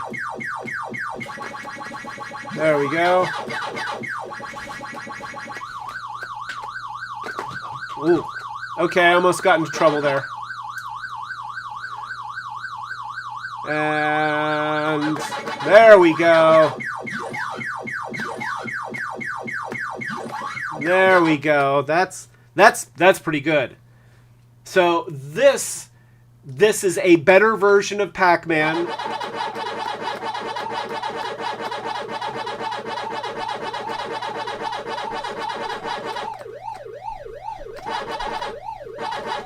Ah!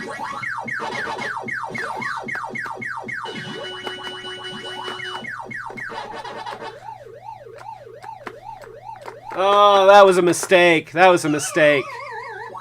Yeah, that was bad. All right, well, here I'm gonna quit from this because we've all seen Pac-Man. We know Pac-Man, but I will say that the version of Pac-Man on this is better than the version of Pac-Man on this, and I'm not just saying that because I was doing better. I'm not only saying it because I was doing better. It's more accurate. It just feels more like the arcade version. This one is good. I mean, it's really good. But this one is definitely closer to the arcade. In fact, honestly, with the exception of the formatting of the elements on the screen with the score on the side and stuff instead of above and below, it's hard for me to tell a difference between this and an emulation. So that's pretty cool. Let's play. All right. So I'm going to play a little bit of Pac-Man Plus. Pac-Man Plus is an interesting game because, of course, Pac-Man was everywhere, and every new video game wanted to be Pac-Man at the time that Pac-Man was out, and Pac-Man fever gripped everyone. But of course, people started getting really good at it and being able to play for 20 minutes at a time without losing. And that was bad for the arcades. You know, when people were just learning and they're only playing for 30 seconds and then they have to put in another quarter, that was great. But so they came out with PacMan Plus, which was a chip. The chip, you know, the arcades get this chip that upgraded Pac-Man to PacMan Plus, and it also came with a new marquee that said PacMan Plus. And then people hated PacMan Plus because it broke some like, of course it was made to, you know, it was made to stop people from being able to play Pac-Man for a long time. But unfortunately, some of the things that they did to facilitate that kind of break the game in an arcade setting.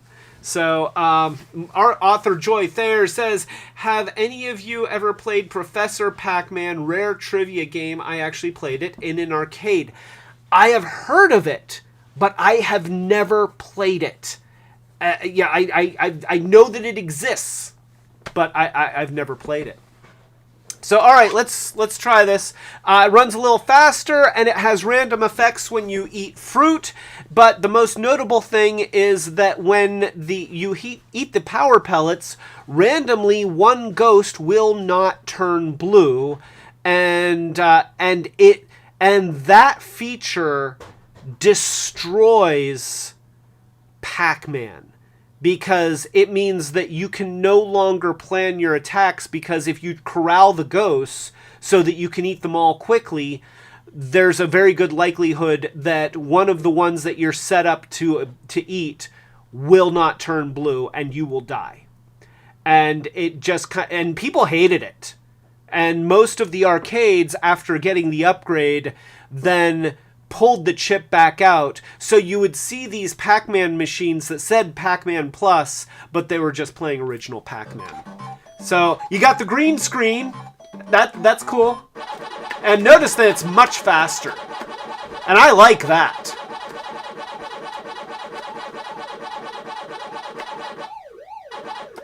So here's something that's cool.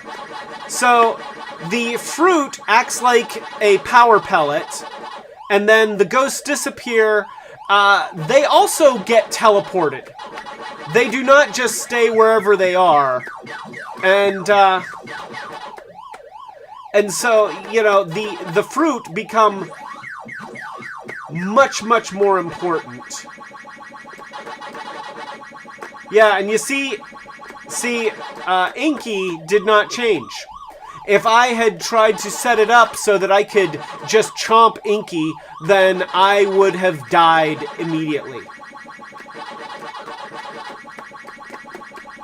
So yeah, in this game, if you're hoping to score lots of points eating ghosts, you better do it by being able to tell where they are when they're invisible, because the regular power pellets are unreliable. And like I said, it fundamentally breaks Pac-Man. Now, I will say that I actually like this game. But I only like it because I can play it like this and not have to put a quarter in. And I can just have fun with it. I might have it on emulator. I'm not saying that I do, but I might. And the version that I have on emulator might be set on speed mode, which makes it much, much more enjoyable.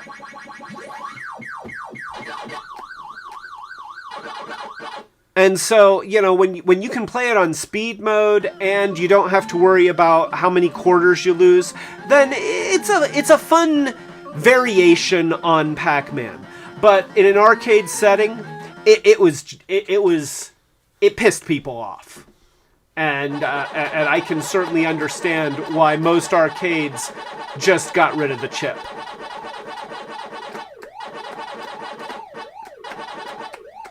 Yeah, this is what we want.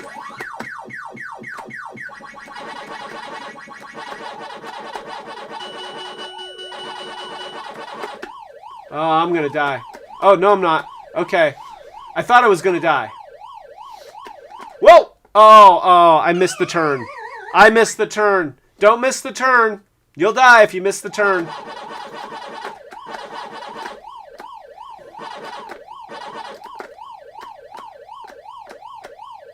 Here we go, and... Oh, there we go.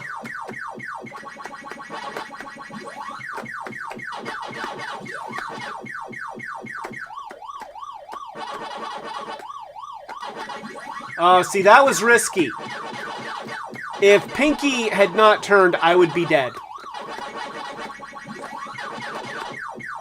Now, I have noticed, and I don't know if this is just coincidence or if this is a game mechanic, but it seems like eating the fruit makes the energizers more reliable. Like, when I've eaten the fruit, then it seems like the power pellets tend to work better.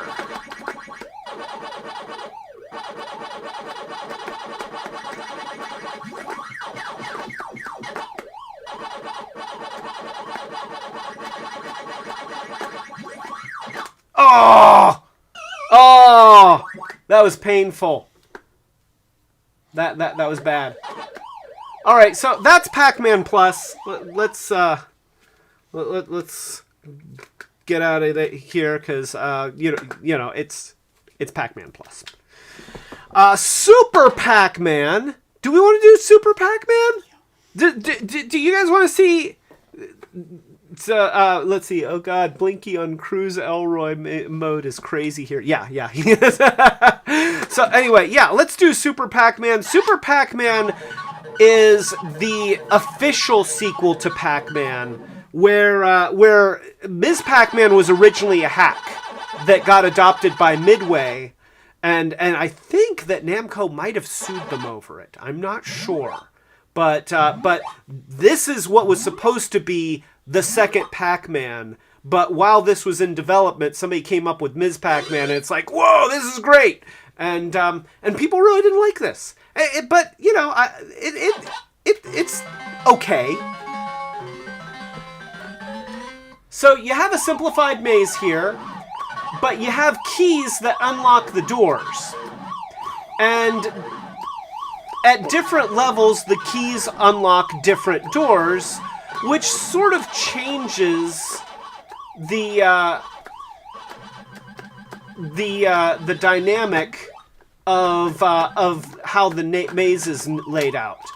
And that's sort of cool. But I don't think that it has the effect that they were hoping for. Okay, wait, here. You've got the super pills, which make you big. And I guess it's supposed to be like you're flying over, but it doesn't really work. And it just makes it kind of hard to control. You can go, you saw that I was going faster, and that's because I was holding down the button. So you do get a speed advantage when you are Super Pac-Man, and of course you are invulnerable to the ghosts. But you still can't eat them unless you have a power pellet. Also, eating a power pellet extends the life of your super mode.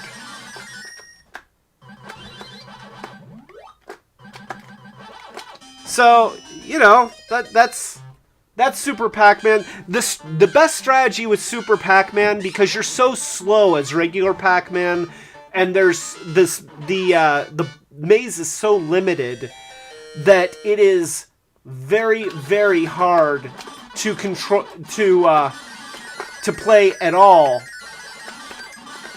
unless you are Super Pac-Man.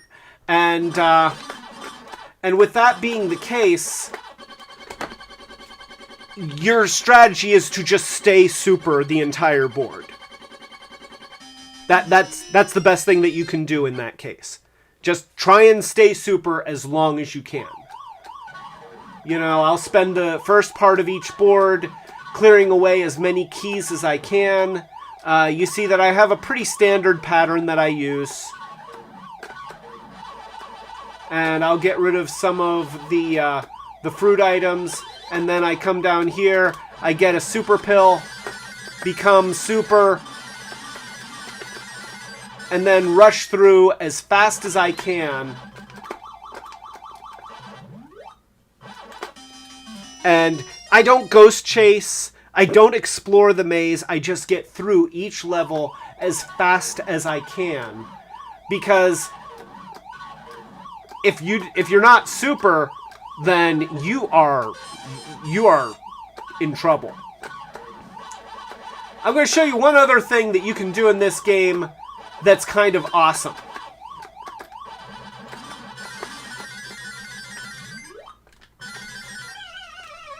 You can go inside the ghost home. Yes, you can. Here, I'm gonna do this again. Yeah, look at that. I am inside the ghost home. Ha ha! Everybody always wanted to go in there. I am in there. It's kind of a death trap, but you can do it. So, you know. And see, now I've used all my super pills. And I have to slowly navigate this very limited maze.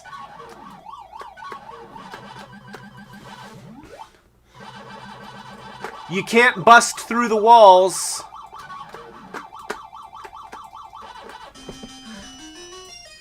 So, there we go. Let's go ahead and get out of here. Setoyami says... They tried to sue over Ms.Pac-Man, but since they were going to lose, decided to just buy it instead. Oh, okay. All right, so there you go. So that was Super Pac-Man.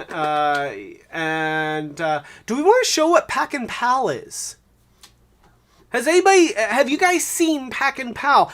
It is obviously made off of the same engine that they made with Super Pac-Man, but I feel like it's a more relaxed game, and it very distinctly changes, you know, whereas all the Pac-Man games up to this point have been frantically getting chased around a maze. I feel like Pac-N-Pal is a little, you know, it kind of turns that down just a notch. And I don't think that it was terribly successful, but it's actually a fun game. I enjoy it. So yeah, we'll do a little bit of Pac-N-Pal. So you're Pac-Man. You are uncovering these cards, and of course the ghosts are going through here. And you see, I got the Galaxian, and that gives me a superpower. Now, here's the thing. That little green guy, that's your pal.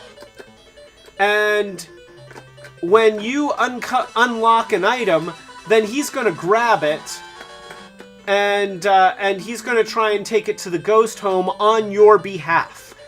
If he does that, it clears it, which helps you, but you don't get points for it. So if you want to get points, it's better not to let him. Also, if you uncover one of the Galaxians, he will take that and put it in the ghost home, and then it just disappears. So, you know, that's not so good. There we go. And I'm going to get this orange. Orange, you glad I got that orange? Alright, so I've got those, and there we go. And I might let him take the key.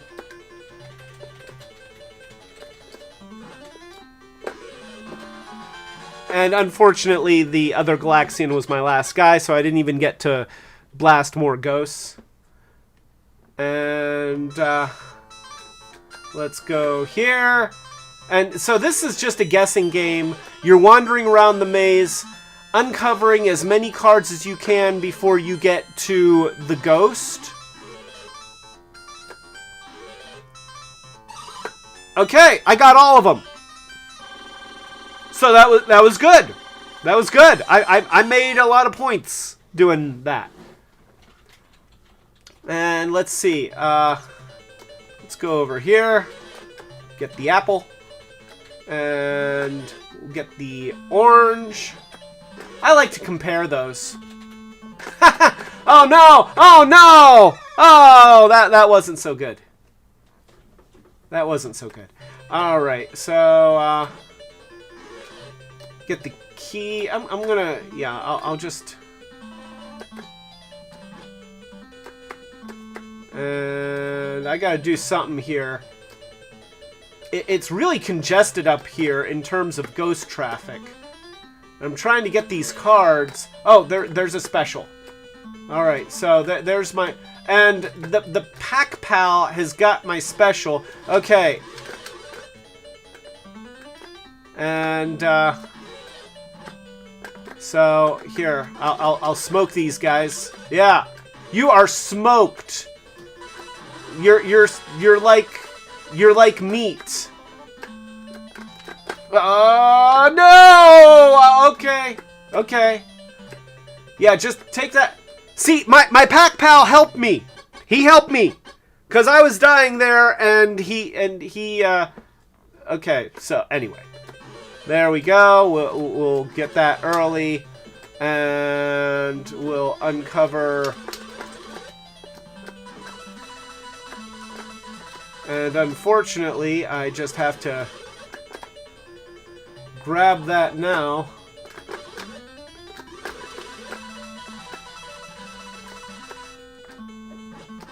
There we go. Get the lemon. I have a lemon. You don't have a lemon. I have the lemon. Oh no, I died. Okay, so that's Pac and Pal. Pac and Pal is fun. So I'm just gonna turn that off. So I would say overall, this is a good collection. Like, if you are a Pac-Man fan and you just want Pac-Man Plus, you want a really good version of original Pac-Man, you want Super Pac-Man, you want Pac and Pal, then this is like, you know, the only thing that's missing, honestly, would be Ms.Pac-man. And what would be great is if they put a speed version of Ms.Pac-man. And you never get that! Like, none of these things have speed Ms.Pac-man, even though every arcade that I grew up with eventually turned their Ms.Pac-man machine to Ms.Pac-man. So, you know, I really feel like there's a missed opportunity there. You know, like, it would make a great Easter egg. Like, if there was, like, a back, you know, up, down, back, forth, AA, and you get to play Speed Ms. Pac-Man. Like, that's what this needs. So, yeah, that is the Super Pac-Man Plug-N-Play. This one may be my favorite so far. This might actually be my favorite, at least in terms of Pac games. Original Atari, this is also excellent. So yeah, I think we're gonna do that next. Yeah, we're gonna do that next. I mean, this has been it's been Pac heavy. Well, do we want to do, just to mix it up? Do we want to show the Commodore? Or oh, let's save that. Okay, so all right.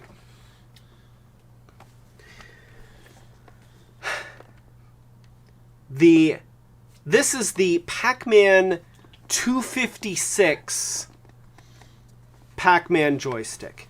So they got really ambitious. They made it, actually, here, this is the way that you're used to seeing it. I have modified mine. And here's the reason, if you, well, you probably haven't seen because I have my hands down here, but when I'm playing these things, I play like this. I play Pac-Man right-handed. I've been playing Pac-Man right-handed my entire life. When I go into the arcade, I play it right-handed. I use my right hand My left hand is on top of the machine and my right hand is there. When I hold these joysticks, I use my thumb to hit the button and I use my right hand on the joystick. And that's how this was designed. And that's how the Atari was designed. That's how most of the other, there was that, the Activision was also designed to be held. You use your thumb for the button and you use your right hand for the joystick because you want your most dexterous hand, which for most of us is the right hand. Obviously the Epics, it's made to be held in your left hand and the joystick with your right, and then you've got your trigger finger on the button. This doesn't work in your left hand. Like it is. They specifically made this so that if you're a lefty, they said, screw you, pal, you don't get to play the game. Okay, that's what Epics was made by right-handed people for right-handed people, and if you're a lefty, then so that's the way that I grew up, and that is what's natural to me. Then they came up with this. And the buttons are at the bottom, and you're encouraged because now the joystick is on the left-hand side, and the buttons are on the right-hand side. So, and you see that they're down here, and so you're supposed to hold it like this. Now, this is more in line with, thank you, freaking Nintendo. Mother freaking Nintendo. Mother fudgin' Nintendo.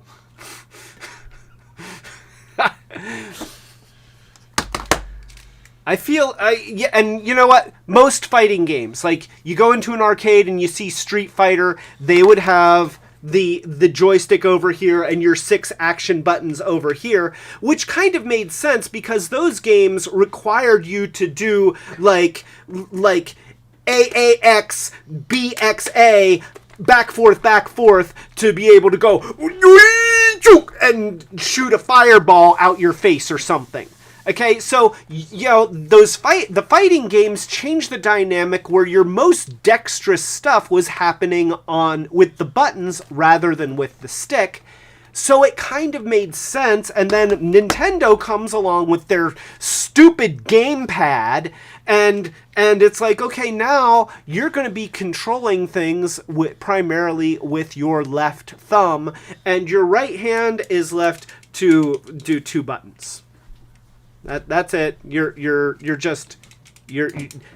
all the dexterity that you've got over here that you've been developing over years. Oh yeah, and then they have the NES disadvantage. I'm gonna call it the see what I said? Disadvantage, because once again you're using your left hand to do this, and your right hand is just okay. So. I guess what I'm saying is screw you, Nintendo, because you ruined joysticks and you ruined controllers for me. Yeah, you did. And so, of course, when this comes out, they have it designed left-handed. Well, I couldn't do that. So, I took this apart and I modified it so that now you control it like this, and you see I switched my buttons. I actually have a video about switching this on the Clay Carlino channel. It's my other YouTube channel, so I should put a link in the description, or if you find a link, maybe put it in the chat or something. But yeah, I modified this. I turned the board over. I changed the buttons. So when I play this, I can now play it with my right hand, and then I can reach these buttons because they have this convenient thumb slot right here. See, my thumb can just go right into the mouth and reach the B button. So this is actually not too bad. So I turned this into a right-handed controller, and it's better. It is just better. And so this, you have the back that comes off, and then cord storage. Ooh,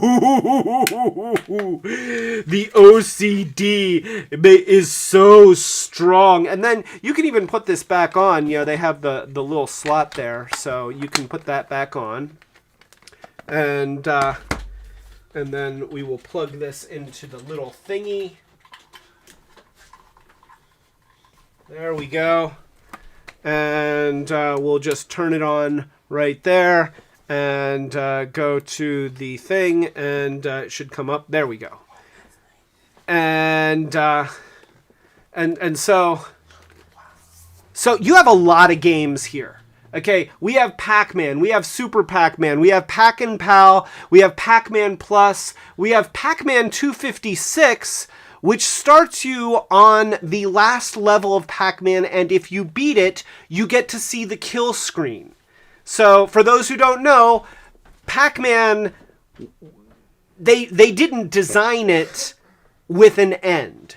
But, after 256 levels, goofy things happen, and you get to the kill screen. So you get Mappy, you get Bosconian, you get Xevious, you get Galaga and Galaxian. Really, you get all the games that were on most of these other plug-and-plays, except for some reason they don't give you Ms.Pac-man, and they again don't give you Speed Pac-Man.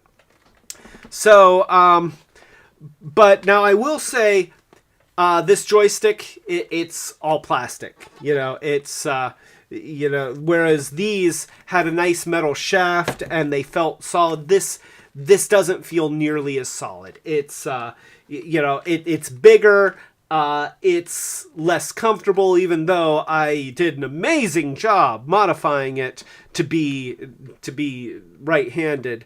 It's still not terribly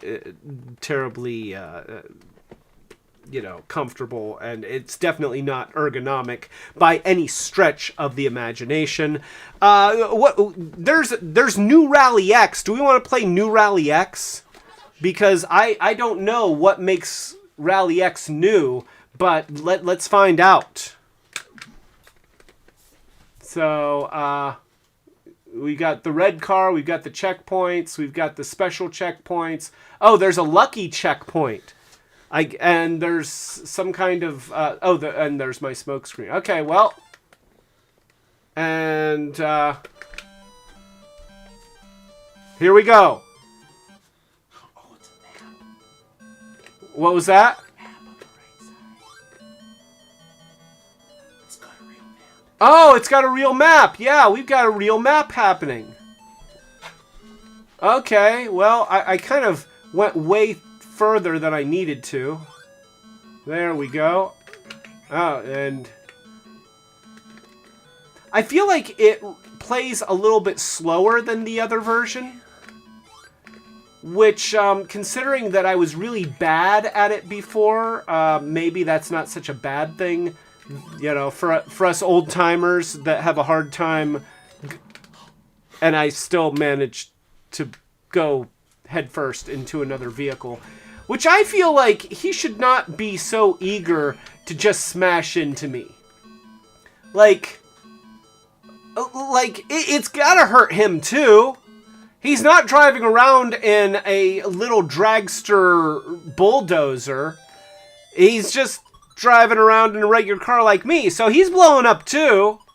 But he's going out of his way to run into me. He's like a kamikaze.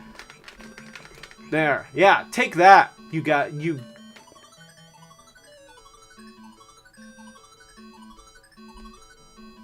Okay, and that. Okay, so I got. Oh, missed it. There. I'm trying to watch my map at the same time. Oh, I didn't mean to do that. I did not mean to do that. So, okay. Well, we're gonna go up here and kind of sneak through here. There we go. Oh, we got the speed thing? Okay, speed thing. Yeah. And go over here. That guy's going to try and cut me off. Yeah.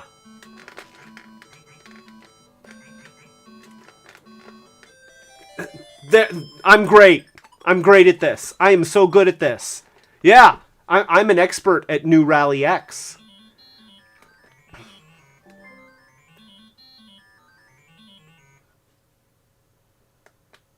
Okay, so... And we'll go down here and get this. And we'll get that flag, and that flag, and that flag. And unfortunately, they put one all the way up in the corner, which is a bunch of crap. That's all crap right there. And yeah, we got that. And oh well, we got the speed now, so I guess I should have gone for that early. I didn't. I'm not necessarily very good at strategy for New Rally X. Oh, everything's blue.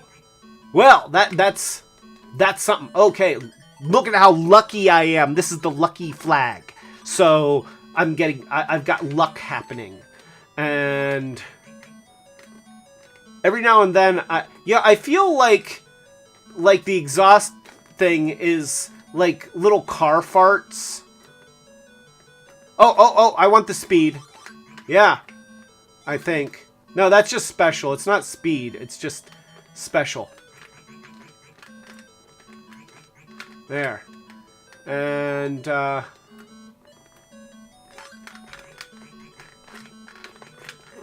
yeah, get the heck out of there. That was terrible. And I managed to survive. Oh, my fuel's running out. But I've only got one flag to go. So there we go. All right! See, I'm great at this.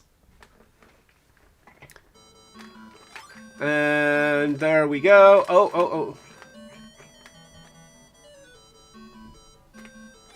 And here we go. Blip, blip, blip.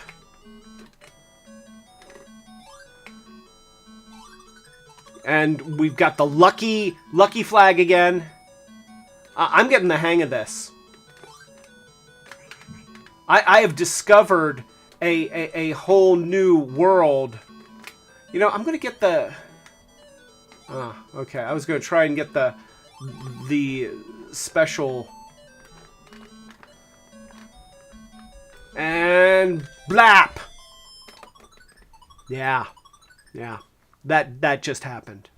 All right, so, you know, we've seen Rally X. I don't think that we need to kill ourselves on Rally X. Even though it's new, it's got a better map, and it runs a little slower. But, I think we're going to skip the Commodore one. So the Commodore one is the best and worst of the plug-and-plays. The game selection is mostly crap. The joystick is awful. But the engineers that made the printed circuit board for this were brilliant. Because inside here, they made it so that it is a functional Commodore 64. There are solder points where you can connect a keyboard, and you can connect storage, and you can make this, you can modify this to turn it into a Commodore 64. It's fantastic what they've done inside here if you're willing to mod it. But as a plug and play, just plug it in and enjoy the greatest hits of Commodore 64, you get Impossible Mission and Impossible Mission 2. Those are the two games that you care about on this joystick. But, and yeah, you know, that later they came out with the Commodore 64 Mini, and and the Mini, unfortunately, has the exact same shitty-ass joystick as the plug-and-play. They're both awful. They Yeah, these are the worst joysticks. Like ergonomically speaking, I would rather play video games on this one than use this. So, but yeah, because there's a lot of games on here, and most of them suck. And Impossible Mission, both Impossible Missions take a long time to play. They're really the only ones that are worth playing. And I haven't modded it, so you can't see the cool things that you can do with it. And I don't really want to take the time to show you the 2 good games on it. So yeah, we're gonna skip this for now. We'll get back to it sometime. Yeah, we'll explore some of those shitty ass games. So we'll set that aside. And now I can't fit this back in the box. So that's good. Let's and I'll set this aside. I've made a complete mess. I started out with such good intentions, but now let's take a look. And so most of these, like so far, I'd say that every one of these is fun to some degree. Some are better than others. Certainly, I have my favorites, but all of them deliver on the promise of fun. And usually these things weren't terribly expensive. You know, you'd get them for 15 or 20 bucks, and half of these I got at the thrift store because the market got saturated with these plug-and-play devices, and then people lost interest in them, and now they're just sort of an oddity. And especially since you buy a new TV now, even the cheap ones are all HDMI. So, you know, the relevance of the connection is bordering on obsolescence. It's not quite there yet, but it's getting close. This is the Polaroid Plug-and-Play.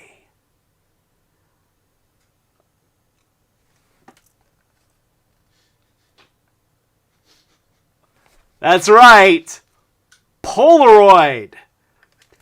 The camera company, the bankrupt camera company, they dipped their toe into the video game world, and they got their own plug-and-play. And we're just going to go ahead and plug this sucker in, and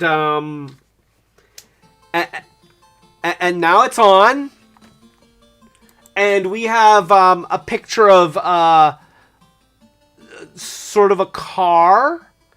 There's definitely wheels there, and it says racing feature 15-in-1.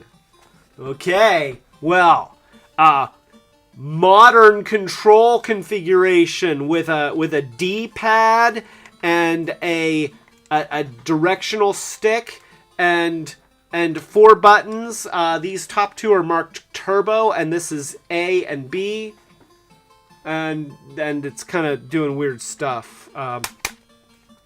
Okay, let's hit start, and let's just start out with Motor Rally. We're gonna see some Motor Rally. I don't know what Motor Rally is. Okay, it's a motorcycle game.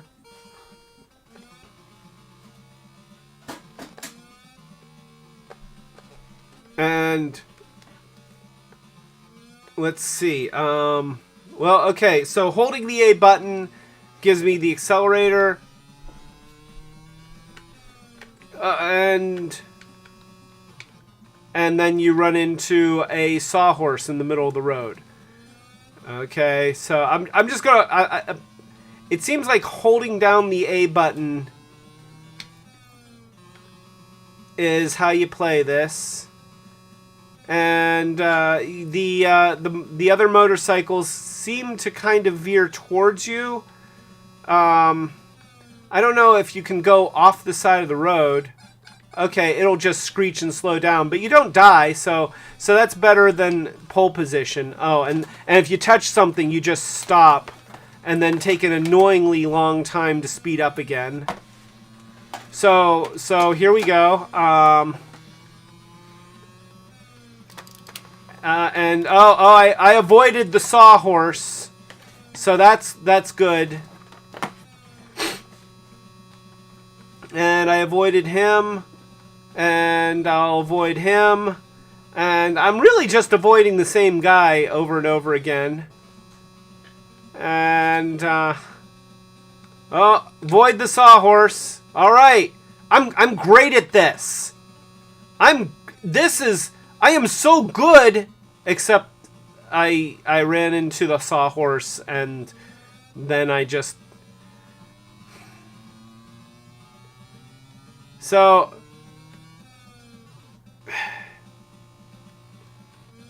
You know, I mean, it's a driving game. You're a motorcycle guy. The graphics aren't terrible. You know, it simulates going down a road.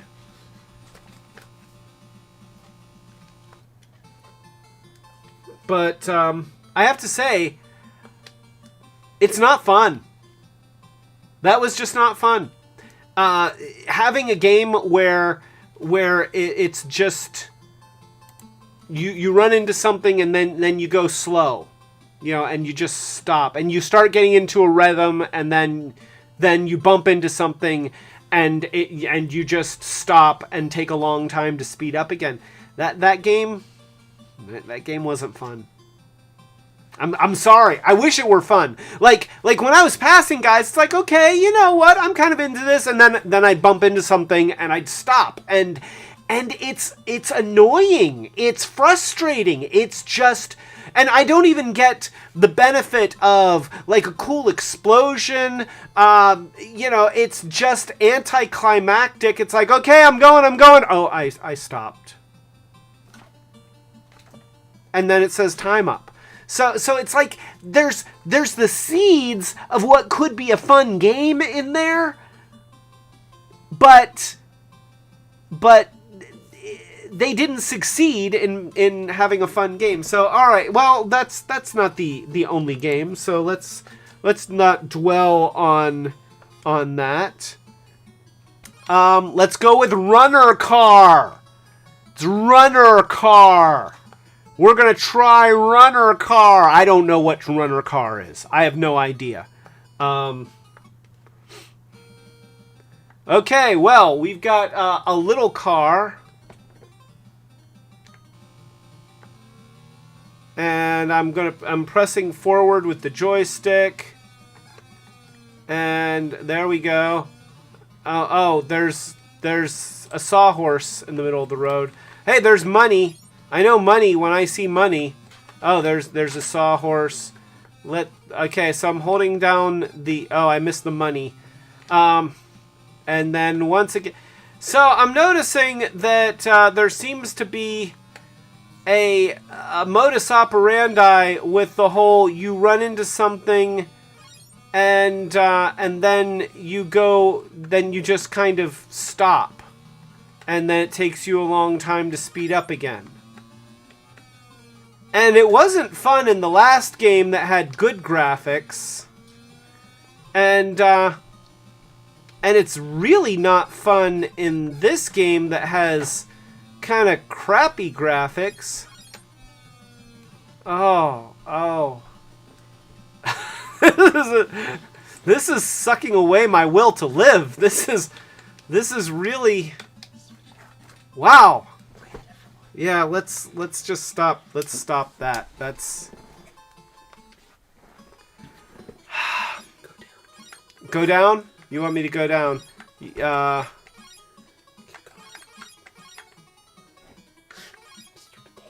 Mr. Potato. So, Monica read a review that said that Mr. Potato is the only good game on this thing. So far, I've played 2 racing games that absolute suck balls.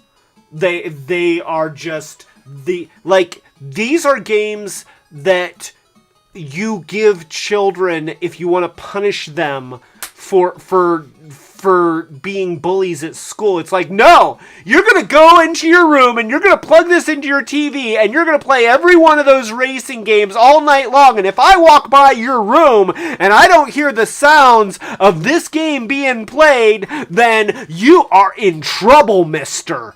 And that's what you do with this so far. But we're going to try Mr. Potato.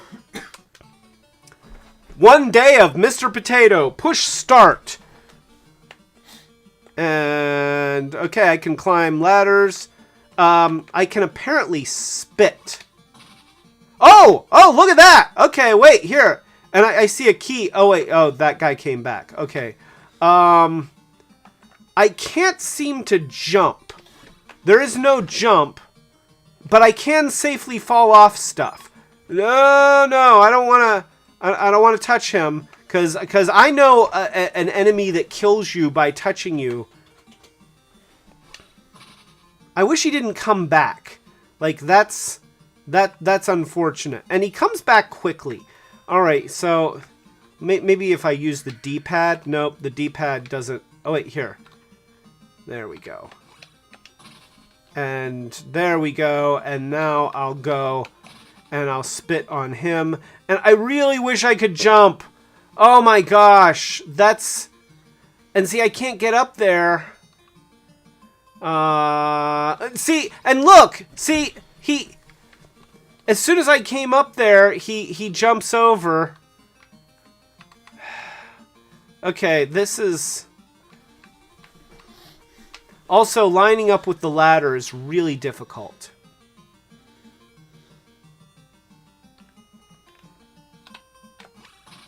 There we go. And I guess I can do this. And there. No! Son of a bitch! And it just starts you... Oh, what? Oh, I am looking at the wrong screen. Darn it! Okay, maybe it'll be easier if I do it this way. Alright.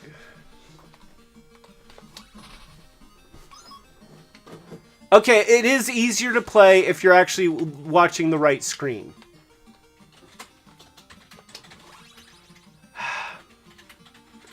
Okay, let's try this again since I wasn't watching the right screen.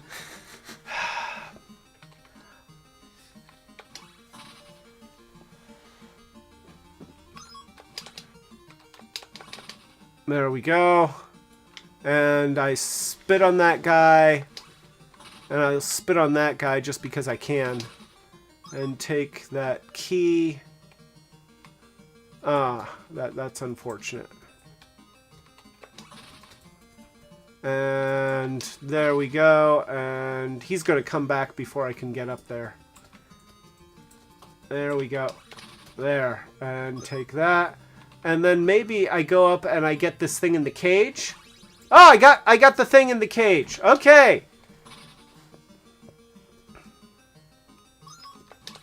Oh, damn it.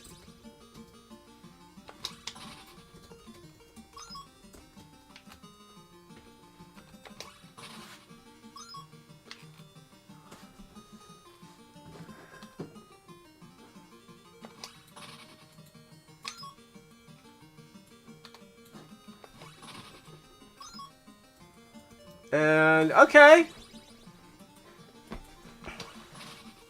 I'm getting the hang of this. I really wish that I could jump. The not jumping, like it just feels like I'm handcuffed in this game by not being able to jump, and the firing is very, very slow.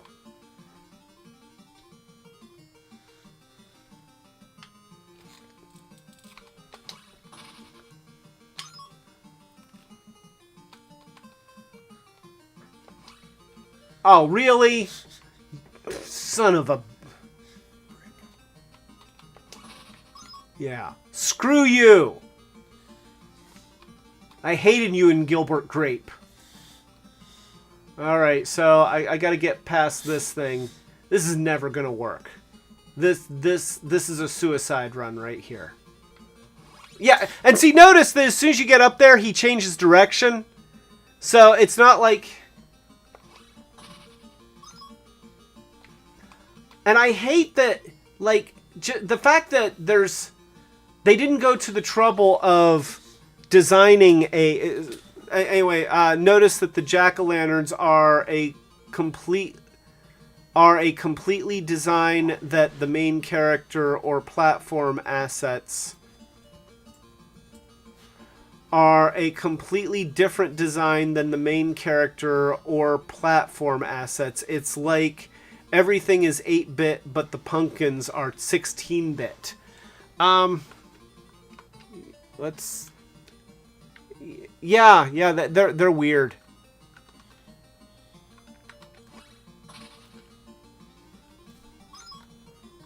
All right, there we go.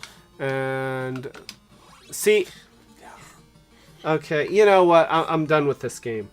I'm done with this. This is this is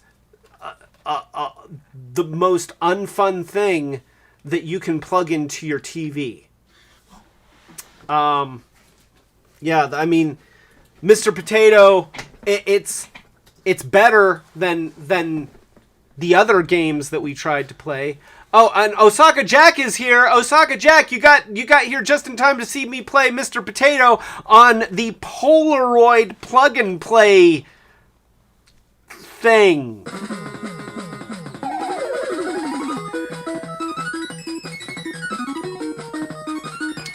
A toast to Osaka Jack, but definitely not the...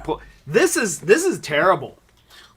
And you know, there's part of me that wants to try those other games, but like it was making my blood pressure, like I could feel my blood vessels in my forehead pulsating with frustration after, like, you don't get a death. Okay, you just stop or you just restart. You know, it just puts you back at the beginning and resets everything. Oh, do it over. Oh, this you got touched by something. Do it over. This is not made to make people happy. This is made to cause frustration. But I'm not going to throw it away because this is a cautionary tale of what not to do. This reminds me of those Target, like, LCD games, like, that you could get that could plug into your TV, and they would claim to have 256 games, and they were all complete garbage.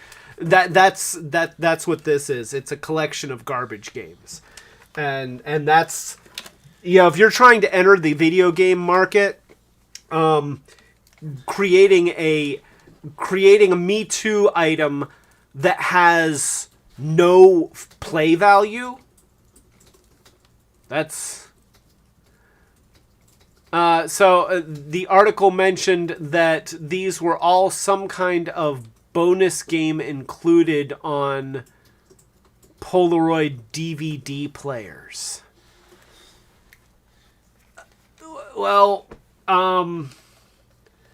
it's not much of a bonus if the game like makes you angry to play it. You know, I'm afraid that it's not terribly surprising with decisions like this why Polaroid ended up going bankrupt, which is a shame because Polaroid cameras were awesome. Like that was such a cool thing, but you know, they obviously in the digital camera world, it became very hard to continue a business based on a technology that was becoming rapidly obsolete.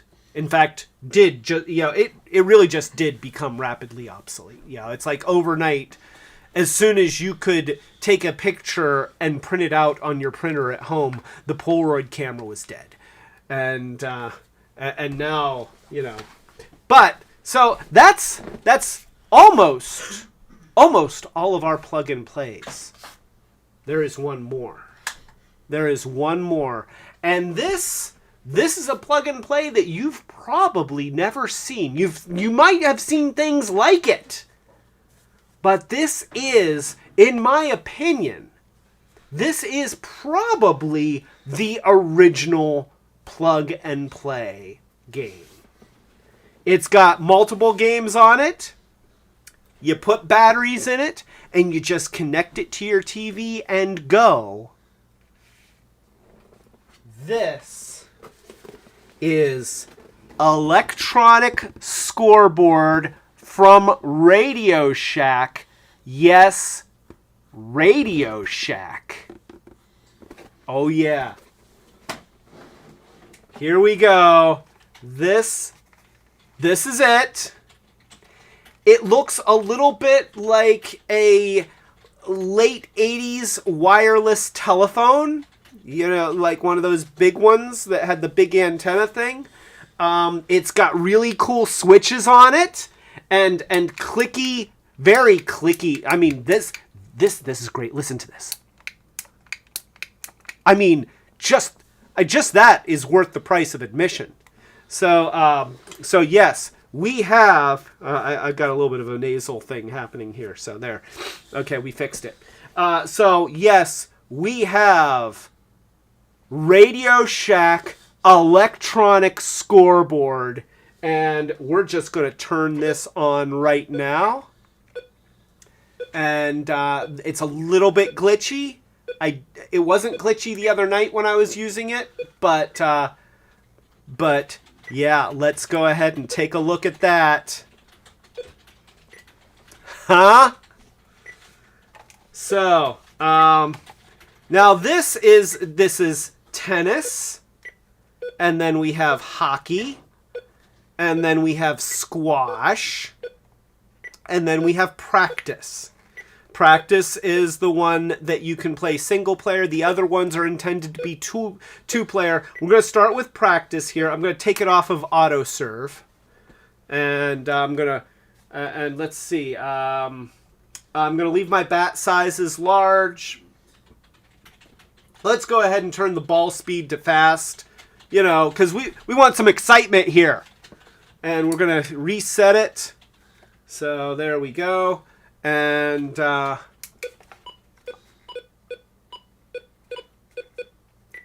okay, well, I'm going to put it on auto serve.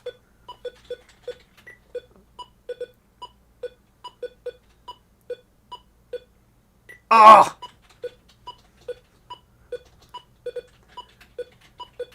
Oh boy. Now notice that I don't talk a lot while I play this because this actually takes a lot of concentration. This is really hard.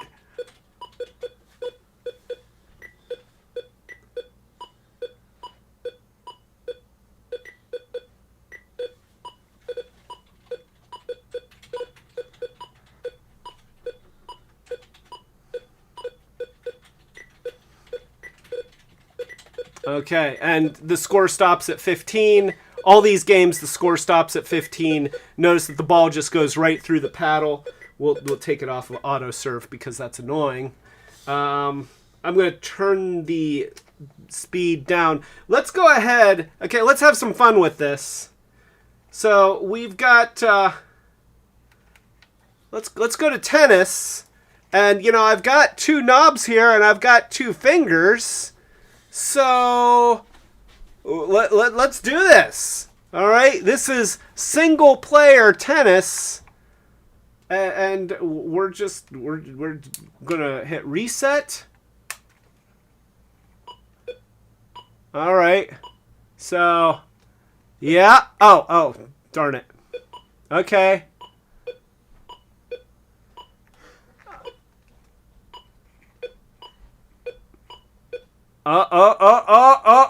Yeah. I am so good at this with the ball on the slow speed.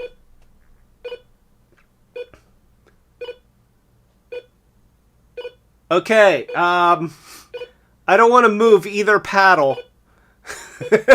But I guess I have to slice it. Oh, okay, so there we go. Oh, darn it.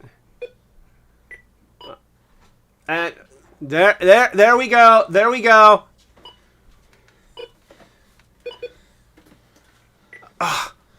You know, it's almost like my left hand isn't quite as coordinated as my right hand. Like that is what this is proving, is that lefty is not quite as good at Pong or tennis in this case. Oh, there we go. Lefty's making a comeback. No, Lefty isn't making a comeback. Lefty's making a comeback.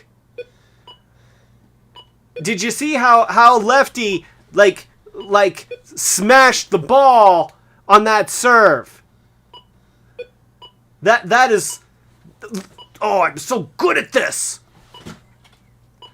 This is actually taking all of my concentration. It is almost shameful, like how hard I'm focusing on being able to do this.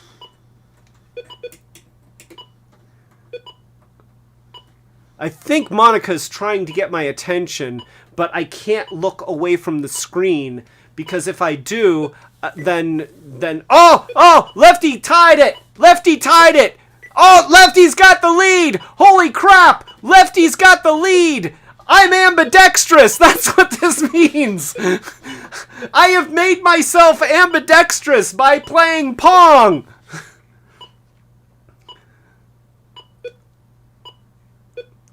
Oh, yeah. Can you feel the intensity? Left brain versus right brain, pal. Yeah. The ultimate opponent. Yourself.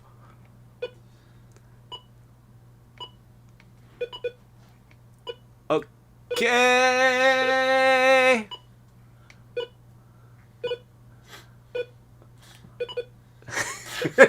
You know, I hate to say it, but this is actually fun. I mean, it's stupid. I admit that this is stupid. All right. I'm gonna stop. I'm just gonna let's just turn that off. So you know, let's go ahead and compare. So this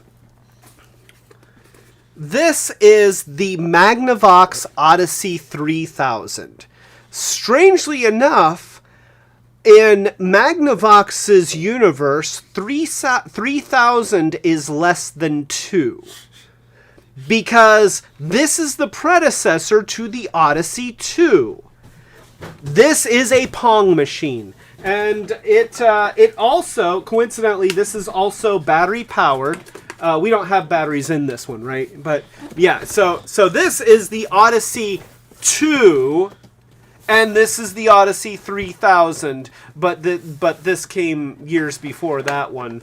And whereas the Odyssey 2 plays like what we really think of as video games, like as real video games with sprites and variety. You know, this is a Pong machine. And of course it has your practice. It has, now they call it Smash, but it's the same thing as the squash on the scoreboard. Hockey and tennis. There are some subtle differences in the play on this one. And it's a beautiful unit. I mean, I love this. I want to use this as a movie prop, so that like somebody goes into a room and there's a control panel and this is there and they have to mess with the knobs and press the buttons and click the switches and stuff. Yeah, I this is awesome and it works great, but it's another, you know, just like all of these plug-and-plays, you know, once they came out, the market was kind of flooded with Me Too products. The same thing happened with the earliest Pong machines. Everybody, every department store and every manufacturer wanted to get in on this craze of these electronic game machines. These modern electronic game machines that you plug into the television set.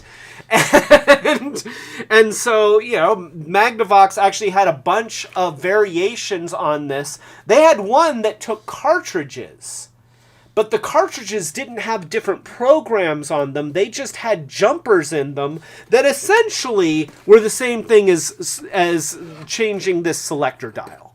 You know, it was the same 4 games, except that you had to buy jumpers to get the different games. Although, secret, I bet you could get those same 4 games with a paper clip and a little bit of patience.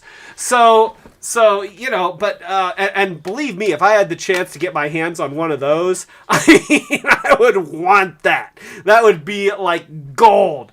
But yeah, you know, before the Atari 2600, stuff like this was the future of video gaming. And so, you know, this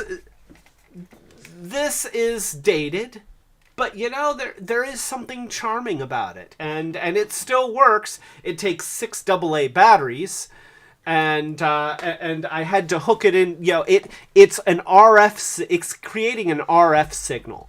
You know, obviously these old things, they all had built-in modulators so that they would output to channel 2 or channel 3 or channel 4. Oftentimes there was the ability to switch between 2 channels depending on which one you got clear reception on. But so there was actually a lot of electronics put into these to create that Pong, but you know, there's a certain charm to this. You know, they're weighty and they're very, very retro. And honestly, there's something very zen about sitting there playing tennis against yourself and just seeing how long you can keep that ball bouncing back and forth. And it's pleasant, and it makes little blips and bleeps. And, you know, after the end of a long day, I'm not gonna lie, I was enjoying myself just playing this ridiculous old game. And that's kind of cool. That to me says, you know, sure, it's not the same as the stuff that we have now. It's not even in the same universe. But it's nice that you can pull something like that out and have fun with it. And this is a realistic walkie-talkie from around the same era, and you know, there's some certain design consistency about this. I want to talk into both of them, but yeah, so I wanted to pull that out because, I mean, it's a plug-and-play handheld game. And of course, you know, they're intended to be played 2 players, so you have this little controller and the cord is wound up in the back, so a second person can play this. And Monica and I did play it the other night. And Monica discovered that I've gotten pretty good at playing tennis by sitting there for like 45 minutes just making the ball go back and forth. Which, you know, I'm not sure that I should be admitting on to the internet that I sat there just making a ball go back and forth for like 45 minutes. But it was a fun 45 minutes. It was a relaxing 45 minutes. It felt good. So, yeah. So that's it. I think I'm going to call it. I've been doing this for, like, we started at, what, 7:30? 7:30, and it's now like 10:30. We've been going on 3 hours. 3 hours playing little battery-powered games, and I've been having fun. So that's it. I will be back tomorrow night with Don, presumably, you know, assuming that he can make it, for our belated Best and Worst Transformers of 2021 live stream. There's going to be picks. We are going to pick stuff, and we are either going to praise it or we are going to bitch about it. And in some cases, we're going to do both. That's it. So, with that, and Rob said that fun is the important thing. I hope that you guys had fun tonight. I had fun tonight. Rob, I hope that this is a good ending to an otherwise lousy day. I'm going to send you positive juju.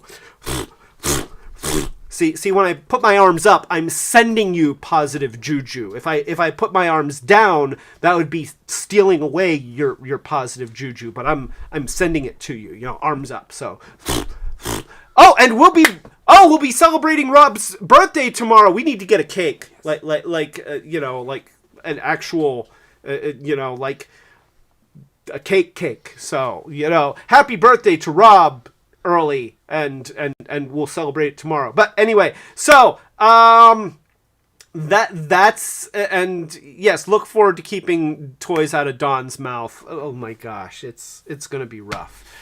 So all right, well, with that being said,